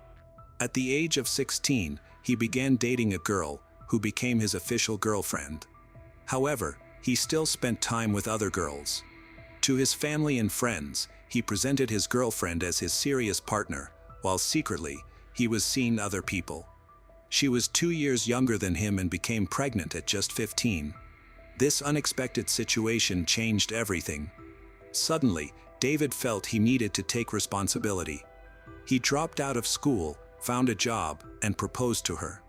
His decision surprised everyone, even Gloria. Despite her initial shock, Gloria supported David through this difficult time. She accepted his girlfriend as part of the family and quickly offered help with the new baby. After the birth of their first son, they welcomed 3 more children. Gloria played a vital role, helping to raise her grandchildren, managing the household, and providing financial support. The young family lived with her, and once again, Gloria became the center of the home. It felt like she was experiencing motherhood all over again. This time as a grandmother, she dedicated herself to the role with the same passion. Despite his family's encouragement, David struggled to find stability in his life. He changed jobs frequently, never staying in one place for long and showing little desire to advance in any career. At one point, he received a job offer from a construction company in Phoenix, Arizona. This opportunity seemed appealing, as it offered better pay and a chance to reunite with his older brother, Manny, who was already living there. Additionally, their father, Armando, had contacted him after years of no communication, and he, too, was living in Phoenix. The decision to move happened quickly. His partner and the kids joined him. For David, this was a chance to start over, improve his finances, strengthen his relationship with Manny, and possibly reconnect with Armando, something he never thought would be possible. Once in Arizona, David was surrounded by family again, despite the changes. Armando was now living with a partner and raising 2 younger kids, Jonathan and Mariah. Mariah looked up to her older brothers, especially David. To her, he seemed mature, confident, and like a hero she admired. She spent a lot of time at their house, playing with her nephews and helping out. His partner, busy taking care of 4 kids, appreciated the extra help. The family bonds appeared to be getting stronger. During this time, hidden issues were starting to surface beneath the appearance of normal life. Mariah was becoming more involved in David's daily routine, and no one realized how harmful that relationship could be. Mariah, David's younger half-sister, quickly became a constant presence in his life. However, as Mariah matured, David's partner began to notice unsettling changes in David's behavior around Mariah. While everything appeared fine on the surface, she felt that something wasn't right. Their interactions, the way they spoke to each other, The small gestures, their closeness, seemed excessive. Although it could be dismissed as family affection, she couldn't shake her growing unease. She hesitated to make any assumptions, thinking that maybe her concerns were just a result of her own stress and exhaustion. When David got a job offer in Hawaii, he moved there by himself. When Mariah was around 15 or 16, David invited her to spend the summer in Hawaii. At first, everyone thought it was a normal family trip with her brother, his partner, and their children. However, after a few weeks, David's partner began to notice unsettling signs. She saw the way David and Mariah looked at each other and spoke. These little things didn't feel right. What started as a vague concern gradually turned into real suspicion. One day, she walked in on them in the bedroom. Disturbed by what she witnessed, she immediately called Gloria. For Gloria, this news was shocking and heartbreaking. The idea that something inappropriate might be happening between her son and his young half-sister was unbearable. She demanded that it must end immediately, and Mariah was sent back home to Texas right away. The incident did not become public and had no formal repercussions, but it changed the dynamics within the family. Gloria lost trust in her son. Although she tried to act normally, she recognized that this was not just a simple mistake, it felt like a significant threat. The bond of trust was broken. The once strong family ties began to deteriorate quickly. A serious argument erupted between mother and son. Gloria expressed her disapproval openly, criticized David's actions, demanded he cut off all contact with Mariah, and made it clear she wouldn't accept anything like this again. David denied everything, claiming there was no relationship and accusing others of blowing things out of proportion. However, Gloria did not believe him. Her life experiences, cautious nature, and that unique maternal instinct told her that this situation was much more serious than David was willing to acknowledge. After Mariah returned to Texas, the family faced another crisis. David was involved in a serious motorcycle accident on one of Hawaii's winding roads. He lost control of his bike and unfortunately had to have one of his legs amputated.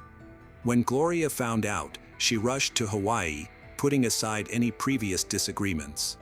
In that moment, all conflicts were forgotten. Her son needed her, and she responded like any caring mother would.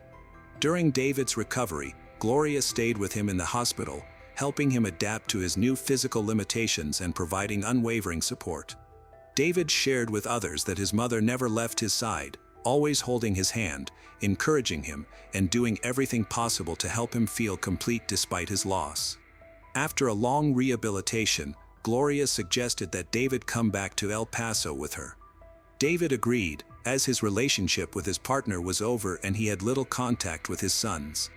Returning to his mother appeared to be his only choice. However, Gloria had one strict condition: he must have no contact with Mariah. If he complied, she promised to keep everything that had happened a secret and allow him a chance to start anew. David accepted the condition, and they went back to Texas. Gloria resumed her daily routines, helping her son adjust to his new life, while staying watchful. On the surface, things seemed stable. David appeared calm, contributing around the house and not causing any concerns. After enduring so much chaos, Gloria finally felt like she was regaining control. The neighbor who had been watching her from the bushes still lived next door, which made her uncomfortable. However, now that David was back home, she felt more secure. Even with the tension between them, just having a man around made her feel less exposed. It seemed like the worst was behind her, but her worries lingered. Deep down, she sensed that the situation with Mariah might not be resolved. While everything appeared calm on the outside, Gloria couldn't shake the feeling that a threat was still present. She remained vigilant, scrutinizing every encounter and doubting whether her son had genuinely changed. When David's condition improved and he could care for himself, Gloria decided to take a short trip. Her older son, Manny, had been inviting her to visit him in Phoenix for a long time, and now that her younger son seemed stable, she agreed to go. Before leaving, she asked David to look after the house. At first glance, everything appeared to be fine. He stayed in El Paso, maintained the house, and seemed to follow her instructions. However, while she was in Arizona, Gloria's unease grew. The doubts she had tried to ignore became more persistent. She confided in her brother Mark and asked him to check on David to make sure everything was all right and that Mariah wasn't visiting him. Mark promised to check in, but based on her feelings, Gloria suspected he hadn't actually done much to follow through. Gloria's worries continued to grow until she made the sudden decision to return home unexpectedly. When she arrived, she was shocked by what she found. The house, which had always been clean and organized, was now a total mess, with dirt and clutter everywhere. The most alarming discovery was the locked door to her bedroom, which had a new lock she had never seen before. Anxiously, Gloria called David to ask what was happening. He responded that he was at the movies and would return soon. She waited for him. When David finally came home, they got into a heated argument. Gloria accused him of being disrespectful, breaking his promises, and allowing the house to fall into disarray. David tried to defend himself, saying he would help her pack for a trip back to Phoenix and that he had gone back to the movies afterward. Later that evening, on July 25th, Manny began to feel anxious. He hadn't heard from his mother since she left his house that morning. Despite calling and texting her, he received no replies. He then tried to contact David. Initially, David didn't answer, but as midnight approached, he finally returned Manny's call. David informed Manny that Gloria had come by, they had an argument, and he helped her pack. She likely returned to Phoenix. However, as the night turned into morning, Gloria still hadn't appeared at Manny's place or reached out to any family members. Her phone was off, and there were no messages from her. By the next day, July 26th, it was clear that something was seriously wrong. Manny called David again, but David seemed distant and unhelpful, repeatedly claiming he didn't know anything. His lack of concern was unsettling, making Manny even more convinced that something was amiss. By July 27th, Gloria had been missing for 2 days. Manny contacted everyone he could think of, family, friends, and neighbors, but no one had seen her. It felt like she had disappeared completely. Eventually, he decided to call the police, but they told him that the missing person report needed to come from the last person who saw her, which was David. Soon after, other family members, including Gloria's mother and her brother Conrad, arrived at the house. David greeted them at the door, appearing calm and somewhat indifferent. After much convincing, he finally agreed to go to the police and file a report about Gloria's disappearance. On July 28th, Manny and his wife arrived in El Paso to find something was wrong. As soon as Manny entered the house, he noticed that Gloria's suitcase was in the corner, untouched, and her makeup bag had not been opened. It became clear that she hadn't gone anywhere. She had vanished unexpectedly, without packing or informing anyone. David's explanation about helping her pack didn't make sense since her belongings were still there. Additionally, his behavior was unsettling. He seemed calm and detached, not asking questions or showing any signs of concern. Manny pressed David for details about the last time he saw their mother. David showed Manny some text messages from Gloria, in which she asked him to unlock the door for her. Then, unexpectedly, he added a new part to his story. He claimed that after leaving the house, he went to a party at a woman's house, and later that night, went to a club with another woman. He said he didn't return home until around 3 a.m. During their conversation about their mother, David made a comment that raised alarm. He said he worried they might find traces of his DNA on her. After all, he hugged and kissed her. This statement was confusing, especially since Gloria was reported missing, and no one had suggested anything more serious. The following day, July 29th, local detectives brought in the family members for questioning. David repeated his story, but this time he altered some details. He no longer mentioned going to the movies. Instead, he said he spent the whole evening at the party. A woman confirmed his presence, stating he arrived between 7 and 8 p.m., stayed until midnight, and seemed tense. She did not mention anything about him going to a club with another woman. On that same day, troubling news emerged. Gloria's car was discovered abandoned near an elementary school in El Paso. Her personal items, purse, keys, and phone, were still inside, but there was no sign of Gloria. This changed the investigation from a missing person case to a potential crime, and the Violent Crimes Unit took over. Officers began canvassing the neighborhood. Several residents reported seeing Gloria's car leave the garage on the morning of July 26th. One witness was confident that she had seen Gloria driving. However, another neighbor had a different account. He stated that he saw a young, light-skinned woman with short blonde hair behind the wheel, and he noticed what appeared to be a man's silhouette in the back seat. This was the first solid evidence suggesting that someone other than Gloria had driven her car after she disappeared. The police searched the house and found bloodstains in the garage, mostly on the door of a built-in cabinet. Although there wasn't a large amount, it appeared fresh, leading them to classify the house as a potential crime scene. This discovery prompted detectives to question David more intensively. His accounts were inconsistent, with discrepancies even in basic facts. He struggled with the timeline, frequently changed the order of events, and introduced new details each time he spoke.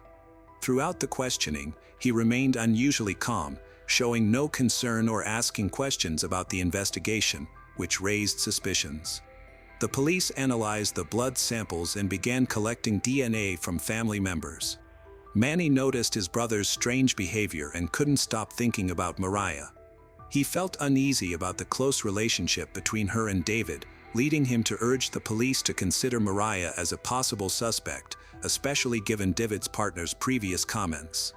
Investigators examined cell phone data, which revealed important findings. Records show that David made a call between 1:30 and 1:40 a.m. on the night of July 25th to 26th. His phone was located almost 4 miles away from where Gloria's car was found.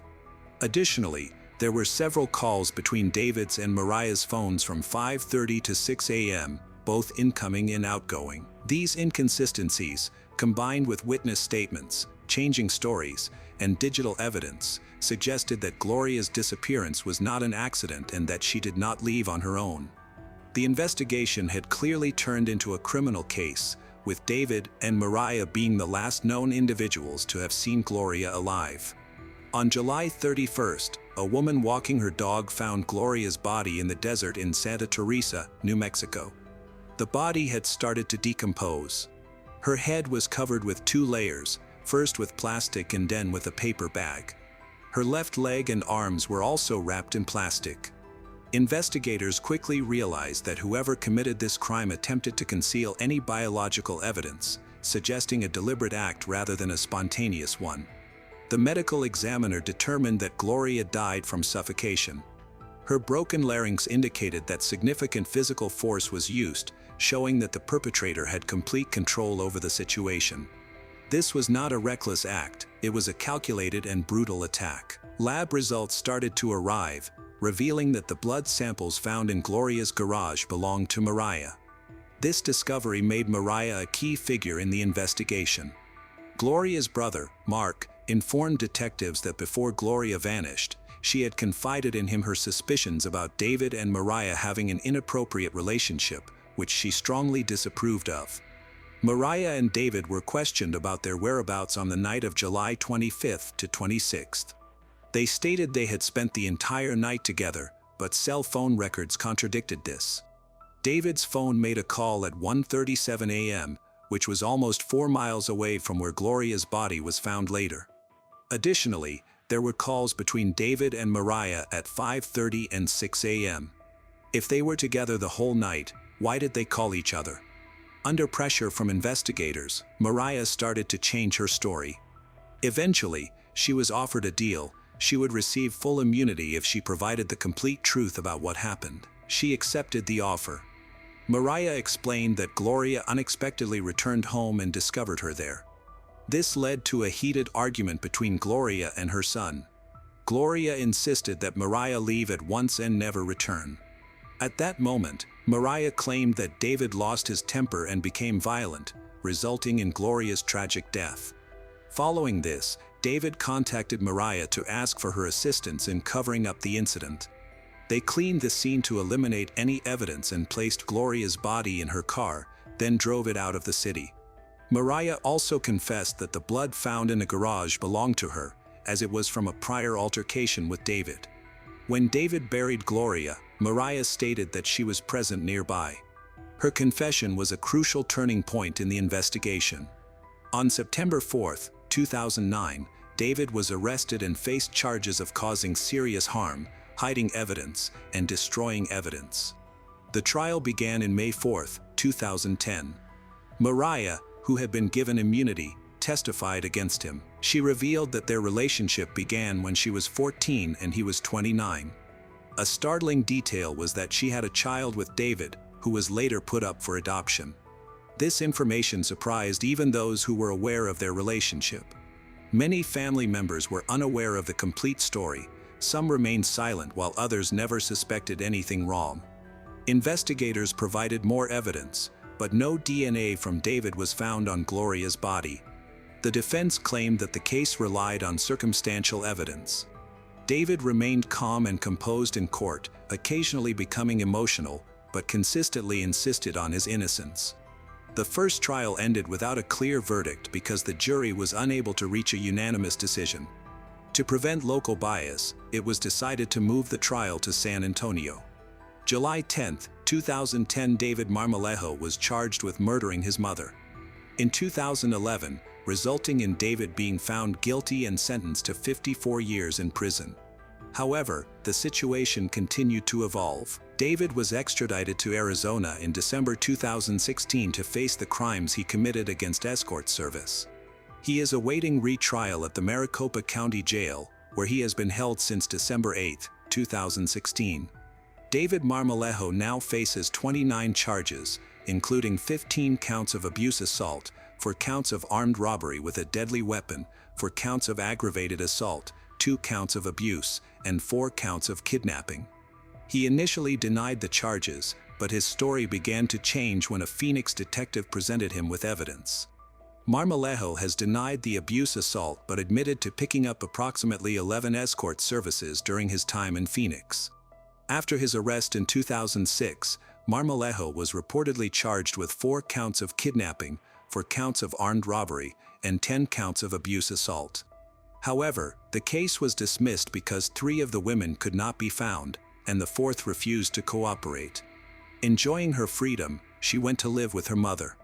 To avoid a life sentence, he made a plea deal with prosecutors, admitting guilt to 6 of the charges while the others were dismissed. Gloria dedicated her life to raising her sons and did everything she could to pull David back from the edge. In the end, he was the one who destroyed everything she had worked so hard to build. The tragic loss of Gloria Huerta Marmolejo revealed the devastating consequences of betrayal within a family she fought to protect. Her unwavering dedication to her sons, especially David, could not shield her from his descent into violence. Convicted of her murder and facing further charges in Arizona, David's actions shattered the bonds Gloria cherished. Her story serves as a haunting reminder that even the strongest love cannot always mend a broken soul, leaving behind a legacy of grief and a call for vigilance against hidden dangers in those closest to us.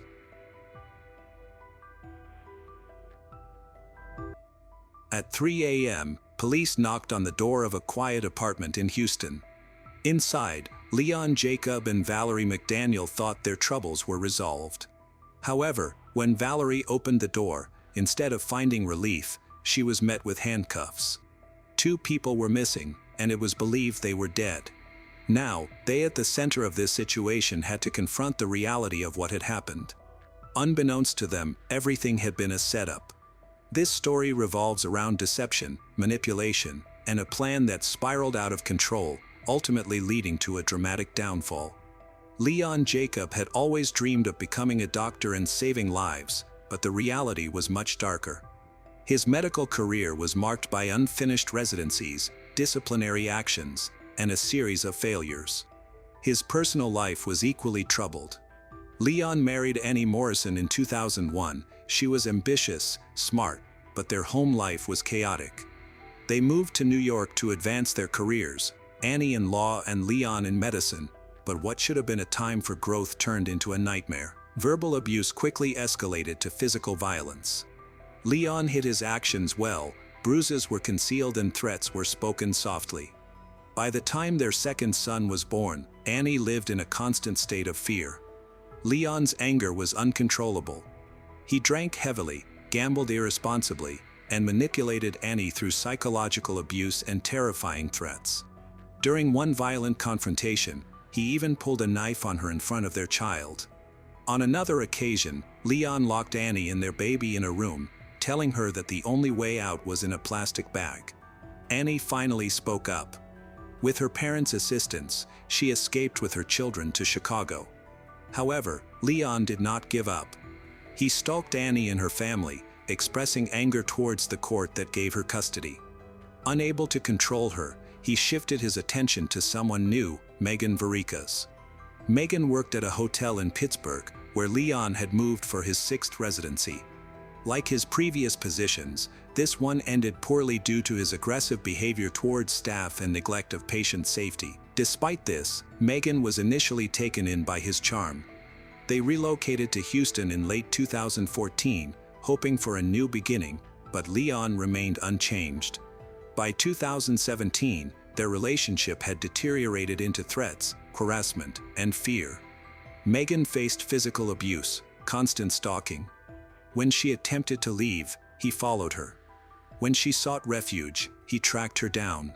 Even when she found safety at work, he would lurk outside, hiding in the bushes and confronting her coworkers. He bombarded her with emails filled with a mix of desperate requests and angry outbursts. He was unwilling to let her go and refused to accept her rejection. Megan applied for a restraining order and also sued Leon for harassment and assault. Facing criminal charges, Leon panicked as his dream of becoming a doctor slipped further away. Instead of accepting responsibility for his actions, Leon started to plan something more sinister. He reached out to a family connection and visited a law firm run by friends of his parents, where he met Laura, the owner's niece. Laura attempted to mediate the situation, hoping to persuade Megan to drop the charges and reconcile, but Megan refused. This rejection triggered Leon's dark thoughts. He considered that Laura helped Megan disappear. When Laura sensed his disturbing intention, she quickly distanced herself from him. Leon, feeling rejected, began sending Laura numerous messages and harassing her at her workplace. Although Laura felt unsafe, she did not report him to the police. Instead, she contacted her friend, seeking his help to intervene. Leon continued to stand his ground. A month went by without any progress. When Laura tried to reach her friend again, a stranger named Zach picked up the phone. He informed her that her friend had passed away unexpectedly. Zach, a former soldier, mentioned that he was familiar with the situation and offered his assistance. This new relationship would soon make a significant impact. Leon's personal life took an unexpected turn when he started dating Valerie McDaniel, a well-regarded veterinarian from Houston and a neighbor of his mother. Valerie, known for her compassion and passion for animals, had a successful career running the Montrose Veterinary Clinic since 2000. However, her personal life had been marked by deceit. She had previously been happily married to Mac, whom she met in college. In 2008, they adopted a baby girl after facing infertility challenges. Unfortunately, their family life fell apart when a woman unexpectedly contacted Valerie, claiming to be Mac's mistress and revealing years of his infidelity. Despite Mac's pleas for forgiveness, the cheating continued. Valerie eventually filed for divorce in 2014. After a lengthy and expensive legal battle, they finalized the divorce in 2016, which included her buying out Mac's share of the clinic for over $1 million. After becoming single and raising her daughter, Valerie decided to move to an upscale neighborhood in Houston. There, she met Leon, a charming, attractive man who was 8 years younger and worked as a doctor. At 48 years old and seeking stability, Valerie found herself attracted to him, even though she noticed some troubling signs. Not everyone supported their relationship. Friends cautioned her about Leon's arrogance. Her ex-husband Mac grew increasingly worried when he learned that Leon had been arrested for assault, especially since their daughter was now spending time at Valerie's house. This concern led to tension between Valerie and Mac. Valerie had assured Mac that Leon would not be present during their daughter's visits, but she broke that promise. Leon continued to come in Valerie's home, ignoring the warnings and boundaries set by others. As Leon's time to face her lawsuit approaches, he received a call from Zach. Leon saw this as an opportunity. Zach, who described himself as a former soldier, appeared to be the ideal person to help with what Leon considered a solution. Leon wanted Megan out of the way before the trial. If she is unwilling to leave the state on her own, it would be best for her to go back to Pittsburgh. Without hesitation, Leon offered Zach money and gave him a $2,500 down payment during a meeting in early February. However, Zach, whose real name was Motaz Azza, had no intention of harming anyone. Instead, he viewed this as a chance to prevent a potential tragedy and decided to trick Leon. He told Leon that the job was completed, claimed that Megan had been taken and convinced not to testify. Leon wanted to talk to her, but Zach advised against it, insisting she was emotionally unstable. For now, Leon accepted this and waited until Megan arrived at court. When she did, Leon lost his temper, while Zach pretended not to know what was going on. To keep up the act, Zach created a new plan. This one involved pretending to cause a car accident and planting banned substance to damage Megan's reputation before the trial. Leon agreed once more and continued to pay Zach, but the plan didn't succeed. Zach claimed that his team, whom he had supposedly hired, had been arrested. In reality, there was no team and no plan. It was all a deception. By the time Zach vanished, Leon had given him a total of $9,000. During a later court hearing, Zach admitted that he never called the police because he feared they wouldn't believe him. Given his previous theft conviction and a suspended sentence, he worried that his testimony would not be taken seriously, especially against someone like Leon Jacob, who was still a respected doctor.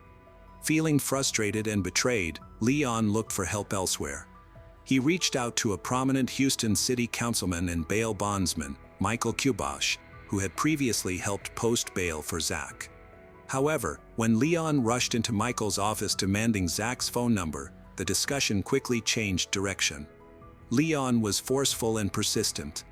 He accused Zach of disappearing with a large sum of money. Confused, Michael asked for more details. That's when Leon disclosed a shocking fact. He wanted Megan removed from Houston and taken off the witness list for good. Michael felt a surge of panic. He quickly reached out to the police. Authorities acted swiftly and tracked down Zach, discovering that his real name was Motaz. After his arrest, Motaz told detectives that he had been deceiving Leon to prevent a real crime from occurring. He claimed his actions were part of a scheme to protect Megan while also earning money. However, a crucial question remained: if he genuinely wanted to protect Megan, why didn't he contact the police earlier? After months of manipulation, deceit, and escalating threats, Motaz, previously known as Zach, decided to involve law enforcement. He agreed to cooperate with detectives in a high-stakes undercover operation aimed at capturing Leon Jacob in the act. The goal was to obtain recorded evidence of Leon ordering a hit. Detective Javier was selected to impersonate the hitman. During a wiretapped conversation, Zach informed Leon that he wasn't the suitable candidate for the job, but he had someone else in mind. Leon acted quickly. He was not only focused on Megan but also had another target in mind. He asked if Javier could take care of two assignments, the second being Valerie McDaniel's ex-husband, Mac. Both Leon and Valerie consented. Mac needed to be eliminated. On March 8, 2017, for individuals, Leon, Valerie, Zach, and undercover officer Javier gathered at an Olive Garden restaurant. This meeting was intended to be a planning session, but it was actually being recorded. Leon expressed his thoughts regarding their situation. He indicated that he did not want to kill Megan but just wanted her to leave Houston and made her too scared to testify. However, he mentioned that if she refused to leave, he was open to taking extreme actions. He even suggested using an injection to make it look like she had a heart attack. Valerie, who was sitting next to him, didn't react negatively. Instead, she shared Mac's location and proposed a plan to hijack his car while he was inside, making it look like a robbery that went wrong. She was concerned that Mac would seek full custody of their daughter. Unbeknownst to the perpetrators, their intended targets were already informed about the operation. 2 weeks prior to the meeting, police warned Megan that her life was at risk. She initially sought refuge at her parents' house but later chose to return and assist with the investigation. Mac received the same warning and request for help. Together, they became part of their own crime scene. The police staged photos to create a convincing illusion. Megan was shown bound and gagged, her eyes wide with fear, while Mac was depicted with a fake gunshot wound, slumped on the ground and in his car. These images would serve as a crucial trap for Leon and Valerie. On March 9th, Detective Javier showed Leon and Valerie photos of Mac's lifeless body. Leon examined the images closely, while Valerie nodded in agreement. They both looked satisfied with what they saw. Later that day, Javier presented a second set of images showing Megan, who appeared to be kidnapped and frightened. She would later share that, at that moment, while she was tied up and surrounded by officers posing for fake crime scene photos, she couldn't hold back her tears. The distinction between fiction and reality had blurred significantly. Javier informed Leon that Megan needed to be killed. Leon didn't dispute this. Then, early in the morning on March 10th at 3 a.m., police officers knocked on Valerie's door with the unfortunate news Megan and Mac were dead. This was a test. Leon and Valerie had failed miserably. They pretended to be shocked. Leon quickly asserted that they had stayed home all night, offering an unsolicited alibi. The detectives, fully aware of the elaborate setup, observed their reaction. It was done. They had the recordings, the photos, the lies, and now they had the evidence. Leon Jacob, who was eager to restore his reputation, created a plan that ultimately led to his downfall. Valerie McDaniel, a highly regarded veterinarian, collaborated with him on a scheme that shocked even experienced investigators. Just hours after thinking their plan had worked, Leon Jacob and Valerie McDaniel were arrested. The police revealed the shocking truth: no one had died. Mac and Megan were safe, the photos were fake, and the assassination never took place. Leon went from disbelief to panic in an instant. Valerie, shocked and speechless, found herself confronted by Mac, who was waiting just outside her apartment during the arrest. She had to look into the eyes of the man she had desperately tried to forget. Meanwhile, their daughter was sleeping inside. That same night, the little girl was taken into Mac's care. It would be the last time Valerie would see her child. Leon and Valerie were both taken to jail. Because of his previous charges, Leon was not granted bail. Valerie was released to await her trial under supervision, but she would never actually appear in court. On March 27, 2017, just weeks after her arrest, Valerie McDaniel jumped from the 7th floor of her apartment building. She left behind a legacy filled with grief and confusion, as well as a voice memo on her iPad. In the memo, she expressed her apologies and emphasized that she never intended to hurt anyone. Despite the circumstances, her patients and friends remembered her fondly, as a respected veterinarian but caring mother, a woman who ultimately lost her way and all that she had worked for. Leon was not permitted to attend her funeral. His trial began nearly a year later, in March 2018. In court, Leon's defense team attempted to place all the blame on Valerie. They portrayed him as a man struggling with untreated bipolar disorder, overwhelmed by trauma and desperation. His lawyers argued that he had long faced extreme mood swings, impulsivity, and disorganized thinking, which are symptoms of a serious mental illness. They reminded the jury of the sudden death of his father from a heart attack when Leon was just 13 years old. Leon had been alone with him at that moment and carried the guilt ever since. Leon's mother, who is a lawyer, testified that he never fully processed that trauma and remained emotionally fragile as a result. The defense argued that he wasn't evil, but rather broken. The prosecution had a different perspective. They portrayed Leon as cold, calculating. He didn't just plan a crime, he also recruited accomplices, easily told lies, paid people he believed were hitmen, even proposed using chemicals to induce heart attacks. When shown images of Megan being tied up and gagged, he didn't react or object. In fact, he seemed to approve. Megan testified about the distressing experience of being stalked and harassed by Leon, which left her feeling terrified. She called the police numerous times for help. She also provided testimony, describing the threats and emotional abuse she endured during their marriage, including a chilling remark from Leon that she would not be found if she left him. Despite the overwhelming evidence against him, Leon maintained his innocence, claiming he never intended to harm anyone and that the police had coerced him into making him sound guilty. His defense team argued that he only aimed to intimidate Megan and protect his future. However, the jury was not convinced and took just 2 hours to reach their decision. Leon Jacob was found guilty on 2 counts of solicitation of capital murder for his attempts to have Megan and Mac killed. He received a life sentence in prison and was fined $10,000, with the possibility of parole in 2047. As the verdict was revealed, a disturbing detail surfaced. Leon once mentioned to someone that this whole situation would make for an excellent movie. However, this was not a film. The consequences were real and painful. A child lost her mother, a community lost its trust, and 2 lives were nearly destroyed, all to protect a man who believed he could act without consequences. Thankfully, this time the worst outcome was averted just in time. October 1st, 2020, and the quiet neighborhood of Reedley, just outside Burnley, England, seemed like any other morning. Residents on Colne Road were starting their day, with kids heading to school and folks grabbing their morning coffee. But at 8:45 a.m., a call came into Lancashire Constabulary that would shatter the calm. When officers arrived, they were met with a scene that would haunt them, a home scarred by smoke and fire. Inside, the lifeless bodies of Dr. Saman Mir Sacharvi and her daughter, Vian Mangrio. The discovery sent shockwaves through the community, police scrambling for answers. Dr. Saman was a respected psychiatrist at the Lancaster and South Cumbria NHS Foundation Trust. Vian, a bright student at Marsden Heights High School in nearby Nelson, was known for her academic spark and enthusiasm for life.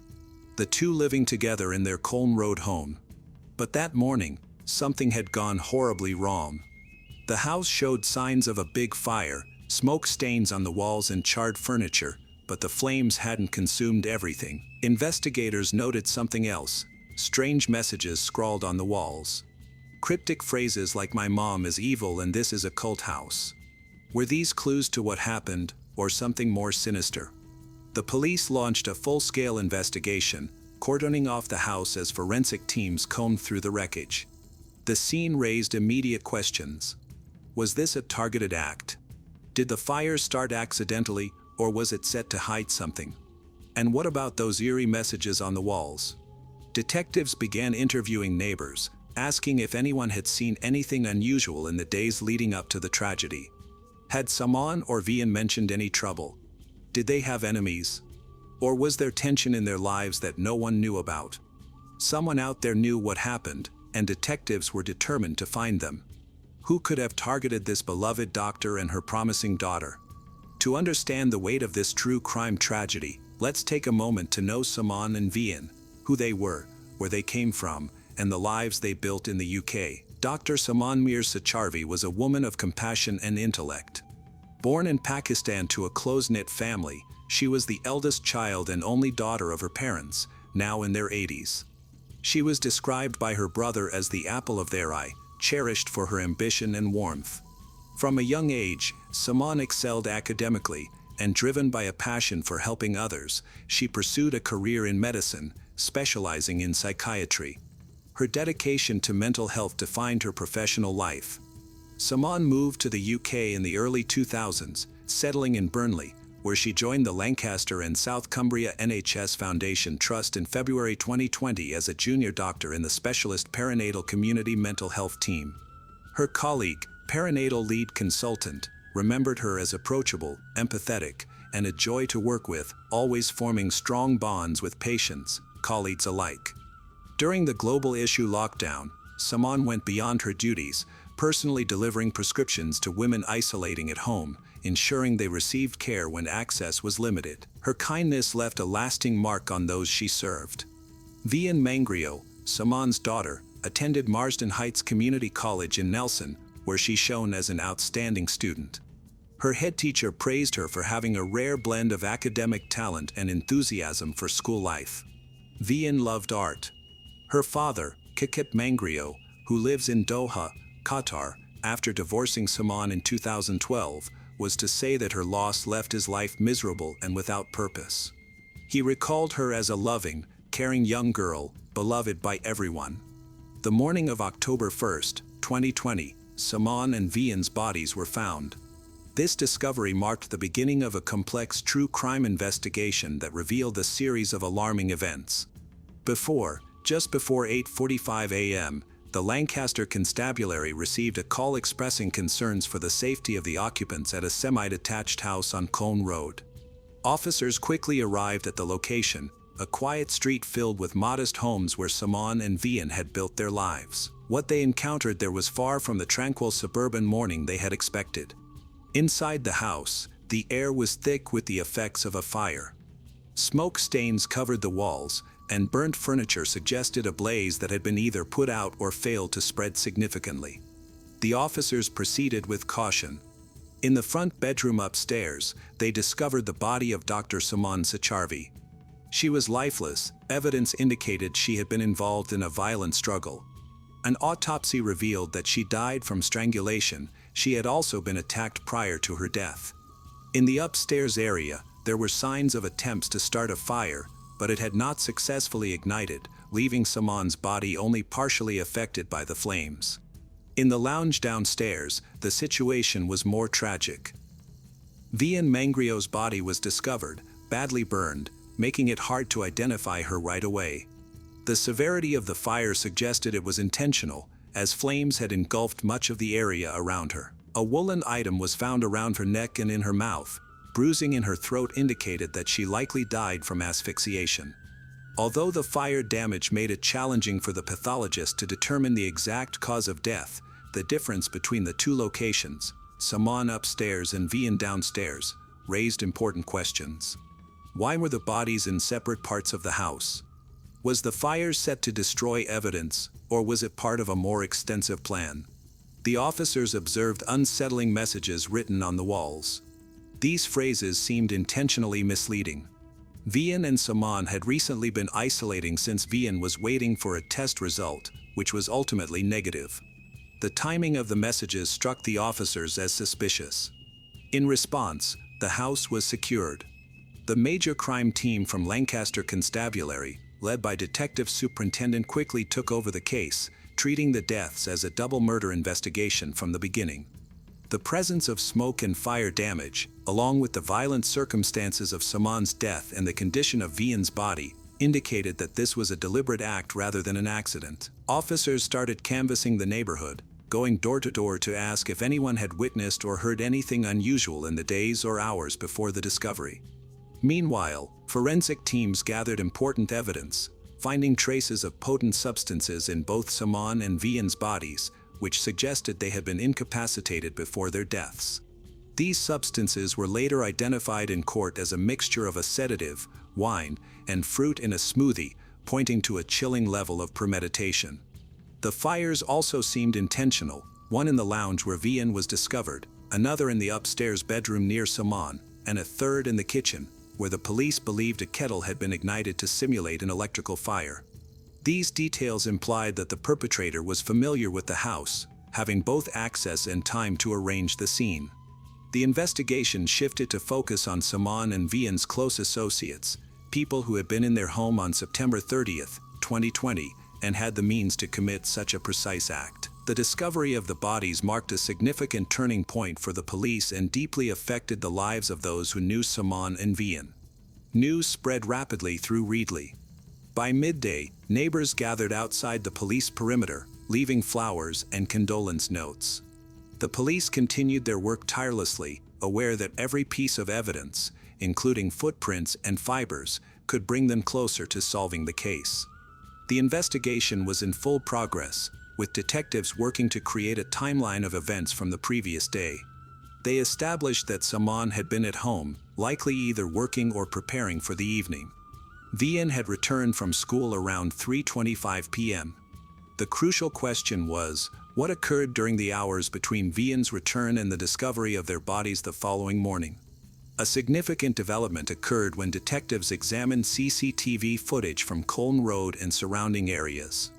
The cameras recorded a man visiting Saman's home on September 30th, arriving at approximately 11:26 a.m. and leaving later that evening. The man was identified as Shahbaz Khan, a 51-year-old handyman from Ribble Avenue in Burnley, who had previously done work at Saman's house. This connection raised concerns, as Khan's visit coincided with the estimated time of the crime. On October 4th, police arrested 51-year-old Khan, who is suspected of murder and arson with intent to endanger life. On October 6th, police obtained a warrant to hold him for an additional 36 hours for further questioning. Detective Superintendent Supt John Holmes urged anyone with information about the incident to contact the police, especially if they have CCTV footage, dash cam recordings, or witness accounts from the Colne Road area. The investigation into Khan intensified when officers searched his home on Ribble Avenue and discovered Saman's jewelry hidden in the loft, suggesting a deeper connection to the victims. Additionally, detectives found a purple Samsung phone at Khan's residence that contained Google searches from September 30th for terms like obsessed and define obsessed, indicating a concerning state of mind. Witness interviews provided important details. A neighbor remembered that Khan had done odd jobs at Saman's house over the years and described him as polite but somewhat reserved. Another neighbor noted that Khan's van was seen parked near Colne Road more often in the weeks before the incident, but there were no reports of suspicious behavior. Family members acknowledged Khan as a trusted handyman, and none suspected him of any wrongdoing. Khan was a father of 5 who originally came from Pakistan and had lived in Burnley for several years. He worked part-time at Tesco and also took on handyman jobs. Previously, in Pakistan, he was a computer network engineer, but in the UK, he focused on various odd jobs, including a garage conversion at Saman's home. This position allowed him to have insight into the family's life. The shocking discovery of £27,000 worth of jewelry hidden in Khan's loft, along with forensic evidence of staged fires and dangerous substances, identified him as the main suspect in this disturbing crime case. During his first interrogation, Khan's statements were confusing and strange. He claimed that a supernatural being attacked him and caused the incidents at Saman House. Prosecutor David McLaughlin later explained to Preston Crown Court that Khan's story was a weak attempt to imply that he was mentally unstable. Khan also claimed that Vian was upstairs while Saman was in the kitchen when he left the house, trying to shift the blame onto the victims or imaginary characters. On October 5th, while in custody, he threw himself across his cell, claiming that a supernatural force had pushed him. Detectives considered this behavior to be a performance rather than a genuine reaction. His claims quickly fell apart under investigation, as forensic evidence showed that the victims had traces of a sedative in their systems, indicating premeditation. Additionally, phone records revealed that Khan's device was active near Colne Road on September 30th, and CCTV footage confirmed that he left the house after 10 p.m., several hours after Vian returned from school at 3:25 p.m. Khan's wife, Rabia Shahbaz, 44 years old, complicated the investigation by providing a false alibi. This raised suspicions that Khan may have either confided in her or pressured her to lie. On October 8, 2020, Khan was formally charged with 2 counts of murder and 1 count of arson with intent to endanger life.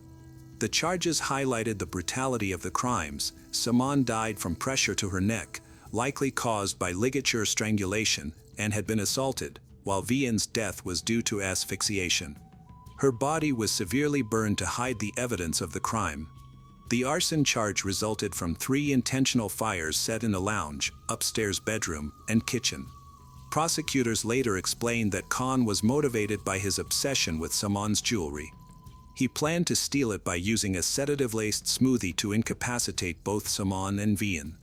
When his plan escalated, he turned to violence, strangling Saman and asphyxiating Vian before setting fires to cover his actions. The messages written on the walls were likely attempts to mislead investigators.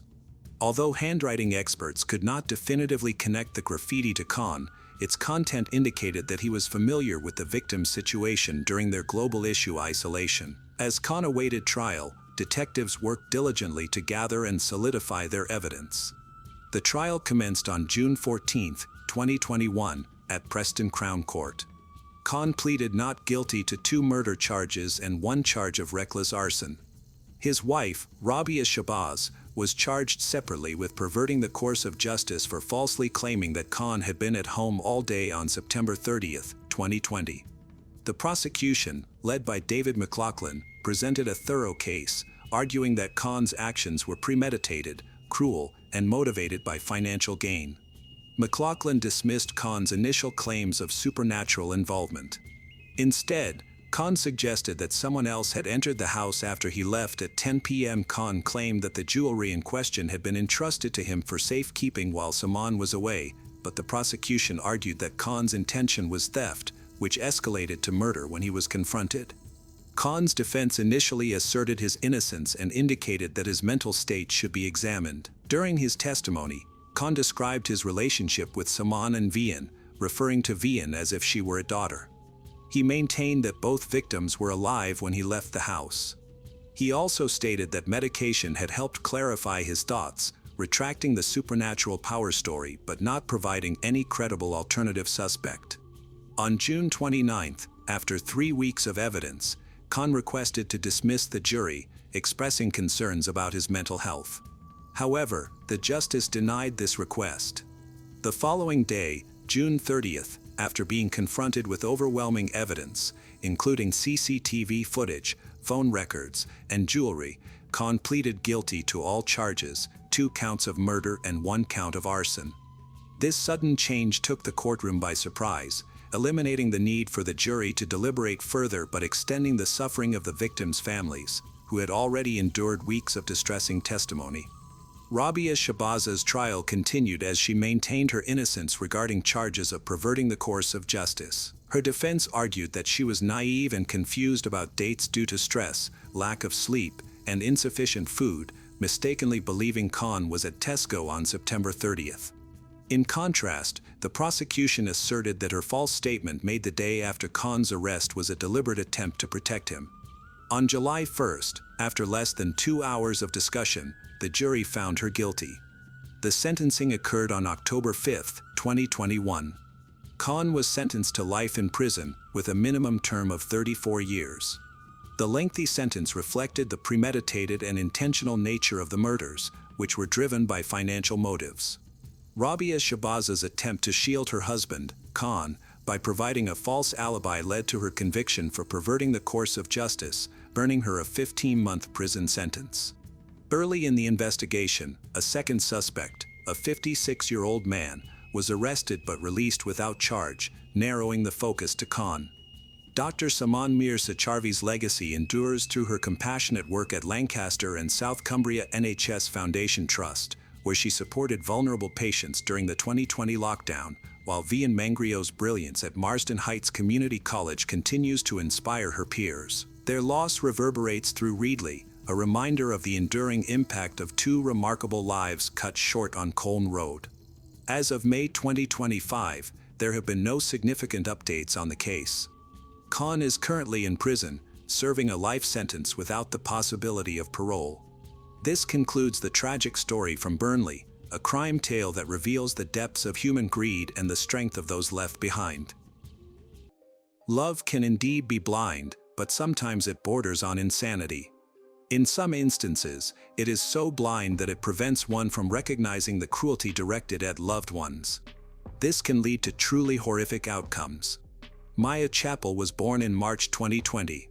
Her mother was Dana Carr, and her father was James Chappell. Dana herself came from a dysfunctional family, where both of her parents struggled with alcohol abuse. Her father was cruel, often beat both his wife and daughter. All of this left a serious mark on Dana's soul. She ran away from her family as soon as she could provide for herself. This decision likely came just in time. Dana's father was convicted of murder. He ended up in prison, while his 17-year-old daughter was in a relationship with James Chappell, who was already 21. Many believed that Dana was too immature for a serious relationship, marriage, and especially motherhood, but she desperately needed love. Additionally, having a boyfriend was an opportunity for her to escape her dangerous family. They got married and were preparing for the birth of their child. Unfortunately, the relationship with James did not allow the young mother to attain what she wanted. Soon after Maya was born, Dana broke up with James in early summer 2022 because she had begun dating Michael Damon. Their relationship developed rapidly, and by the end of August 2022, they had moved in together. Despite James's efforts to distance himself from Dana, Maya stayed with her mother. The new boyfriend was unemployed, and Dana worked almost 7 days a week to support the entire family. Money was tight, so they saved on everything, including childcare and kindergarten. When Dana went to work, she left her daughter with her boyfriend. The girl's father rarely saw his daughter due to the restrictions imposed by Dana. All of this occurred in the small town of Shotton Colliery, UK. Everything seemed to be proceeding normally, and nothing foreshadowed trouble until one day. On September 28, 2022, around 10 a.m., Michael's stepfather stopped by their house. By this time, Dana and Michael had been living together for a month. According to Dana, everything was fine. However, when he arrived, Maya was acting very restlessly, as if she were afraid of Michael. When asked about his suspicious behavior, Michael explained that he had had a dispute over the phone with several banks that were supposed to give him a loan but refused. Things were not going well for him. He tried to solve his financial problems, managed to convince his stepfather that everything was fine and that there was no need to worry. After his stepfather left, Michael began trying to apply for benefits, contacted several more banks and organizations to secure a loan. However, they also denied him due to his lack of employment and income. Later, Michael called Dana, claimed that her daughter had lost consciousness and was having difficulty breathing. Following this call, Michael contacted the UK emergency services to 999. When paramedics and police arrived at the house, they found Maya in critical condition. She was taken to the Great North Children's Hospital, where she remained unconscious as doctors desperately fought to save her life for the next 2 days. Unfortunately, Maya died in the hospital. An autopsy was performed, revealing multiple injuries to Maya's brain, including severe trauma consistent with violent shaking. Medical experts determined that Michael Damon had likely shaken Maya forcefully, contributing to the fatal brain injuries. 5 witnesses stated that these injuries could have resulted from child abuse. The doctors who treated Maya were shocked by the extent of her injuries. She had extensive bruising all over her body, but it was impossible to determine the exact sequence of events leading to her condition. Even in her intimate areas, a large bruise and marks in various stages of healing were found, although there were no signs of sexual assault. Based on the condition of the bruises, it appeared that most of the injuries had been inflicted on September 28. Dana and Michael were questioned separately. Both denied any abuse towards Maya, offered several explanations. They stated that Maya was very energetic, frequently running and falling, which they said was why she had so many bruises. However, doctors disagreed with their claims, stating that it was impossible for the child to have gotten into such a condition on her own. Detectives began investigating the circumstances related to Maya's death. Family members of Michael and Dana reported that Maya had started developing bruises shortly after they began living together. The first bruises were discovered on August 26. On that day, neighbors saw Maya while walking with their children, and it was apparent that she had marks on her head, which she was trying to hide with her hair. The following day, they met with relatives, including Michael's family, who also noticed that Maya was hurt. Dana and Michael explained that Maya had fallen from a slide, and Dana supported this explanation. Although they managed to calm everyone down, it was difficult to believe their story, especially since the bruise was not only on Maya's head but also inside her left ear. It's hard to imagine how such an injury could occur accidentally.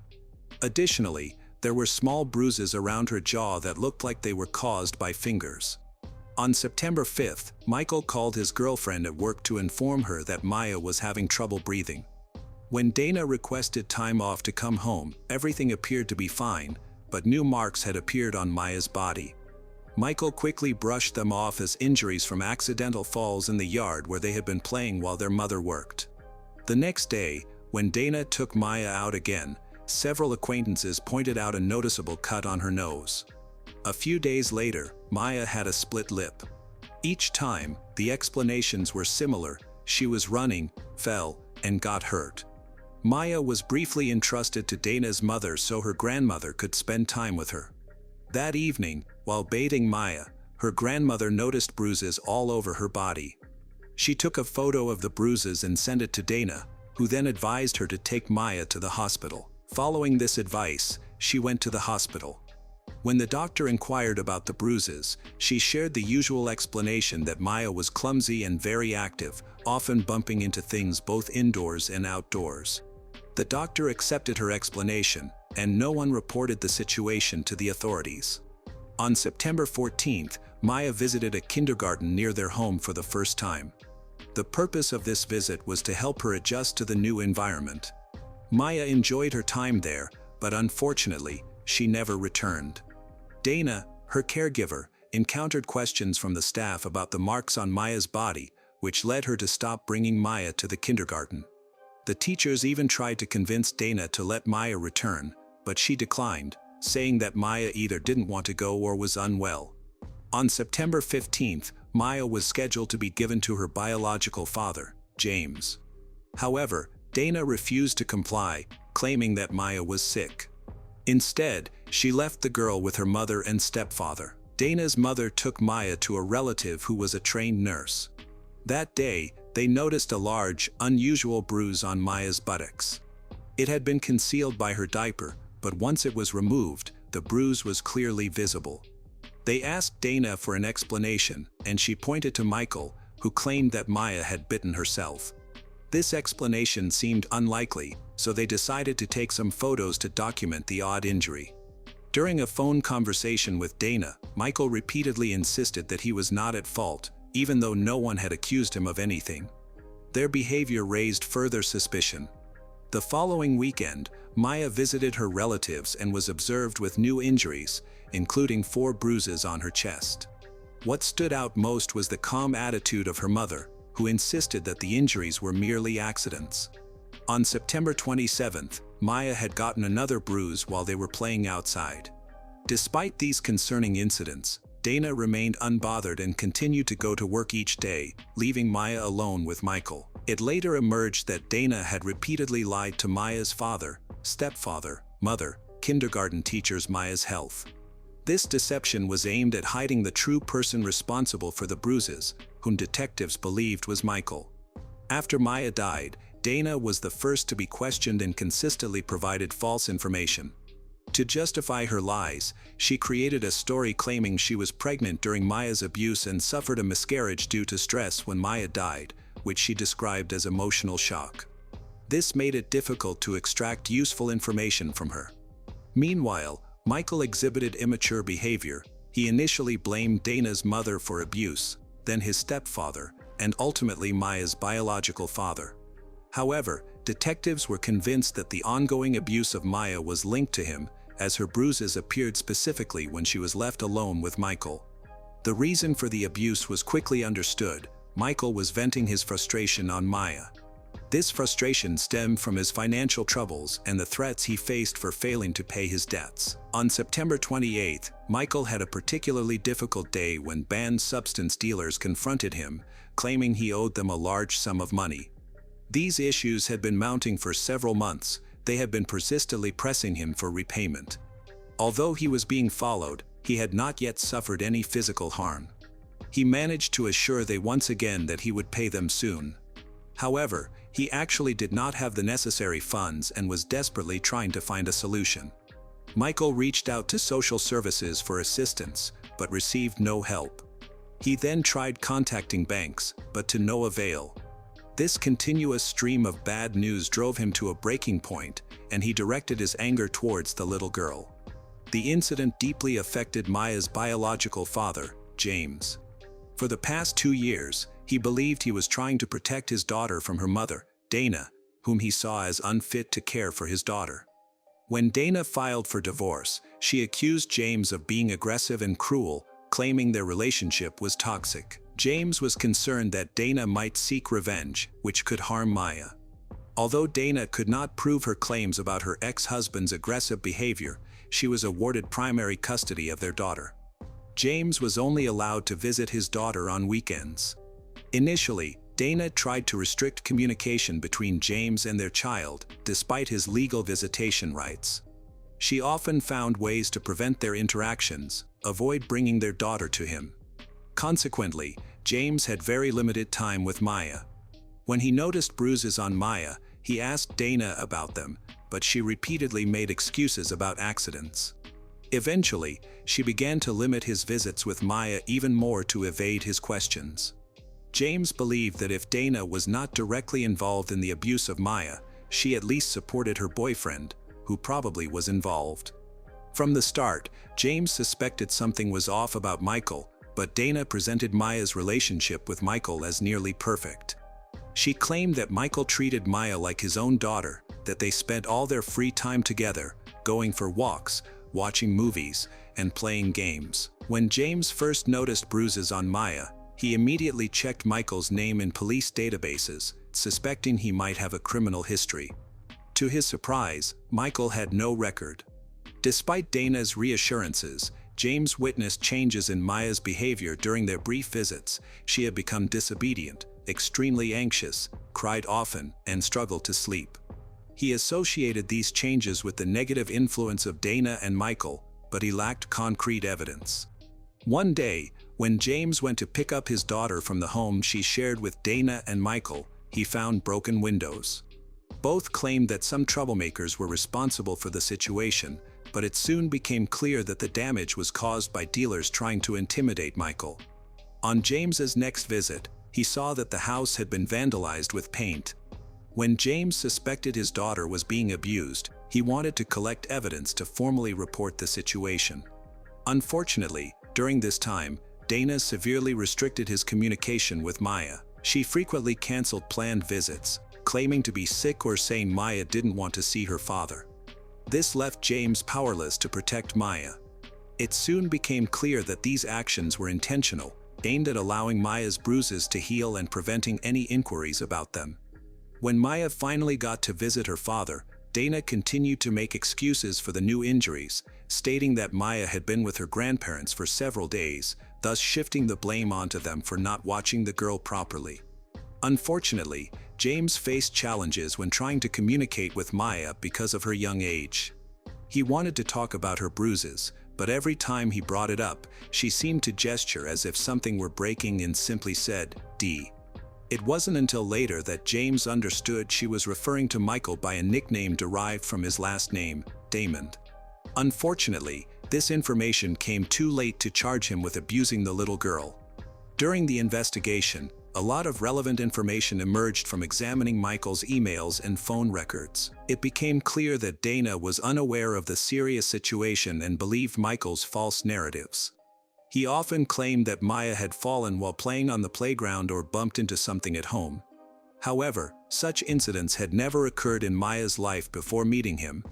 These sudden changes in her behavior didn't raise any alarms for her biological mother, who continued to trust what she was told. The detectives questioned why Dana, considering the strange injuries and her boyfriend's suspicious behavior, had not reached out to a medical center, the police, or other professionals. Dana explained that her lack of action was due to her inexperience. When family members began to ask uncomfortable questions about Maya's injuries, Michael responded by saying that if they didn't stop prying into their affairs, he would no longer babysit Maya. Meanwhile, Dana tried to reassure her boyfriend, claiming that she believed him and rationalizing his actions to protect their relationship. Rather than confronting her doubts about Michael, she continued to defend him. The conversation concluded with Dana expressing her love for him, stating that she trusted him and wanted him to keep babysitting her daughter. Despite being shown pictures of her injured daughter, Dana claimed that without her boyfriend's supervision, Maya would have suffered even more. James was taken aback by his ex-wife's apparent ignorance, but he felt powerless to change the situation. Throughout their relationship, Michael repeatedly assured Dana that he would never harm her daughter, and she never think ill of him. On the day of the incident, when Michael messaged Dana that Maya was choking, Dana concluded their brief exchange by expressing her love for him and her desire not to lose him, showing little concern for her daughter's well-being. When the child was discovered alive at home, there were immediate and serious suspicions of domestic violence. At the medical center, Doctors found numerous bruises on Maya's body in various stages of healing, including what looked suspiciously like bite marks. The autopsy revealed that the child had endured repeated beatings with a blunt object, likely inflicted by an adult's fists. Most of the injuries were concentrated around her head and abdomen, suggesting she may have been violently thrown to the floor. The surgeon who attempted to save Maya noted that her injuries resembled those from a fall from a significant height or a high-speed car crash. Only after hearing these alarming assessments did Dana begin to have suspicions. However, detectives believed Dana was feigning ignorance, as Maya's injuries were the result of consistent abuse from Michael, a situation she likely was aware of. Others around her had been discussing the matter and urging her to recognize the reality of the situation. Michael was interrogated but did not confess to any wrongdoing. After Maya died at the medical center, Michael Damon was charged with murder. During a second interrogation, where he was the main suspect, he continued to deny any guilt. He portrayed his relationship with Maya as loving and claimed he never yelled or swore at her. Michael said he noticed Maya was unwell on the day she stopped breathing. They had been playing Xbox together, and then she went to her bedroom while he continued to play. About 10 minutes later, he heard a loud thud from her room. Upon entering, he found Maya lying motionless on the floor. It looked like she had fallen out of bed twice. He immediately noticed Maya's irregular breathing and called Dana at home, then contacted emergency services. This explanation seemed unconvincing. The detectives interviewed a young man who had visited their home earlier that morning. He was disturbed by Maya's behavior and initially wanted to take her with him. He described her as crying, calling for her mother, looking frightened, and even trying to hide when she saw Michael, indicating she felt uncomfortable around him. When Michael spoke to the young man about the situation, Michael assured him that everything was fine and that there was nothing to worry about. Nevertheless, the young man managed to record a video that showed Maya's unusual behavior, which was later presented in court to contradict Michael's statements. The detectives uncovered numerous calls related to Michael's financial issues and were alarmed by their timing. Michael had temporarily left Maya alone to request loan on his mobile phone, showing a complete disregard for her well-being. Investigators also discovered that Michael was unfaithful to his girlfriend, Dana, as he had a profile on an online dating site and date other women while in a relationship with her. Additionally, Michael was taking steroids along with other prohibited substances, which likely exacerbated his aggressive behavior and emotional instability, leading him to lose control at times. This situation caused trouble for Maya. Dana was ultimately arrested, charged with cruelty toward her daughter for her indifference to the domestic abuse, and chose to stand by Michael instead of leaving him. In October 2023, the trial began. During the trial, Dana expressed that she had been so infatuated with her boyfriend that it blinded her to the reality of the situation. She failed to recognize the harm Michael was causing her daughter and did not believe her loved ones when they tried to warn her. Dana said she didn't fully grasp the consequences of Michael's actions. Many suspected that she was merely trying to avoid prison. During the hearing, the defense attorney attempted to present Dana as a victim of long-term familial abuse, particularly from her father. He highlighted that she had experienced violence throughout her childhood. Ultimately, the attorney's arguments might have evoked some sympathy from the jury, but they did not excuse her lack of concern for Maya. During the trial, Dana expressed discomfort at being in the same room with Michael. She contradicted her previous statements with another falsehood. Initially, she claimed to have suffered a miscarriage after Maya's death. Now, she escalated her claims, stating that she had been pregnant with twins fathered by Michael and that their fate also ended tragically. Dana asserted that she had an abortion upon realizing Michael had killed her daughter and wanted nothing to do with him or his children. This claim was swiftly debunked by prosecutors, who noted the absence of any medical documentation to support her allegations of pregnancy, miscarriage, or abortion. End of trial. Maya's mother, Dana Carr, 24, was convicted of leaving the child to die and sentenced to 9 years in prison. Subsequently, Michael Damon's trial began. Unlike Dana, he chose not to testify in his defense. His lawyer argued that Michael lacked sadistic intent, premeditation, or planning regarding Maya's death, claiming it was an accident. Despite these weak justifications, Michael was convicted of first-degree murder and sentenced to life in prison. However, the court allowed for the possibility of parole after 20 years. Maya's funeral was held on November 4, 2022. Following this heartbreaking event, James posted a final message for his daughter on social media. In it, he said goodbye, expressed his sorrow for not being able to protect her, and promised that they would be reunited one day.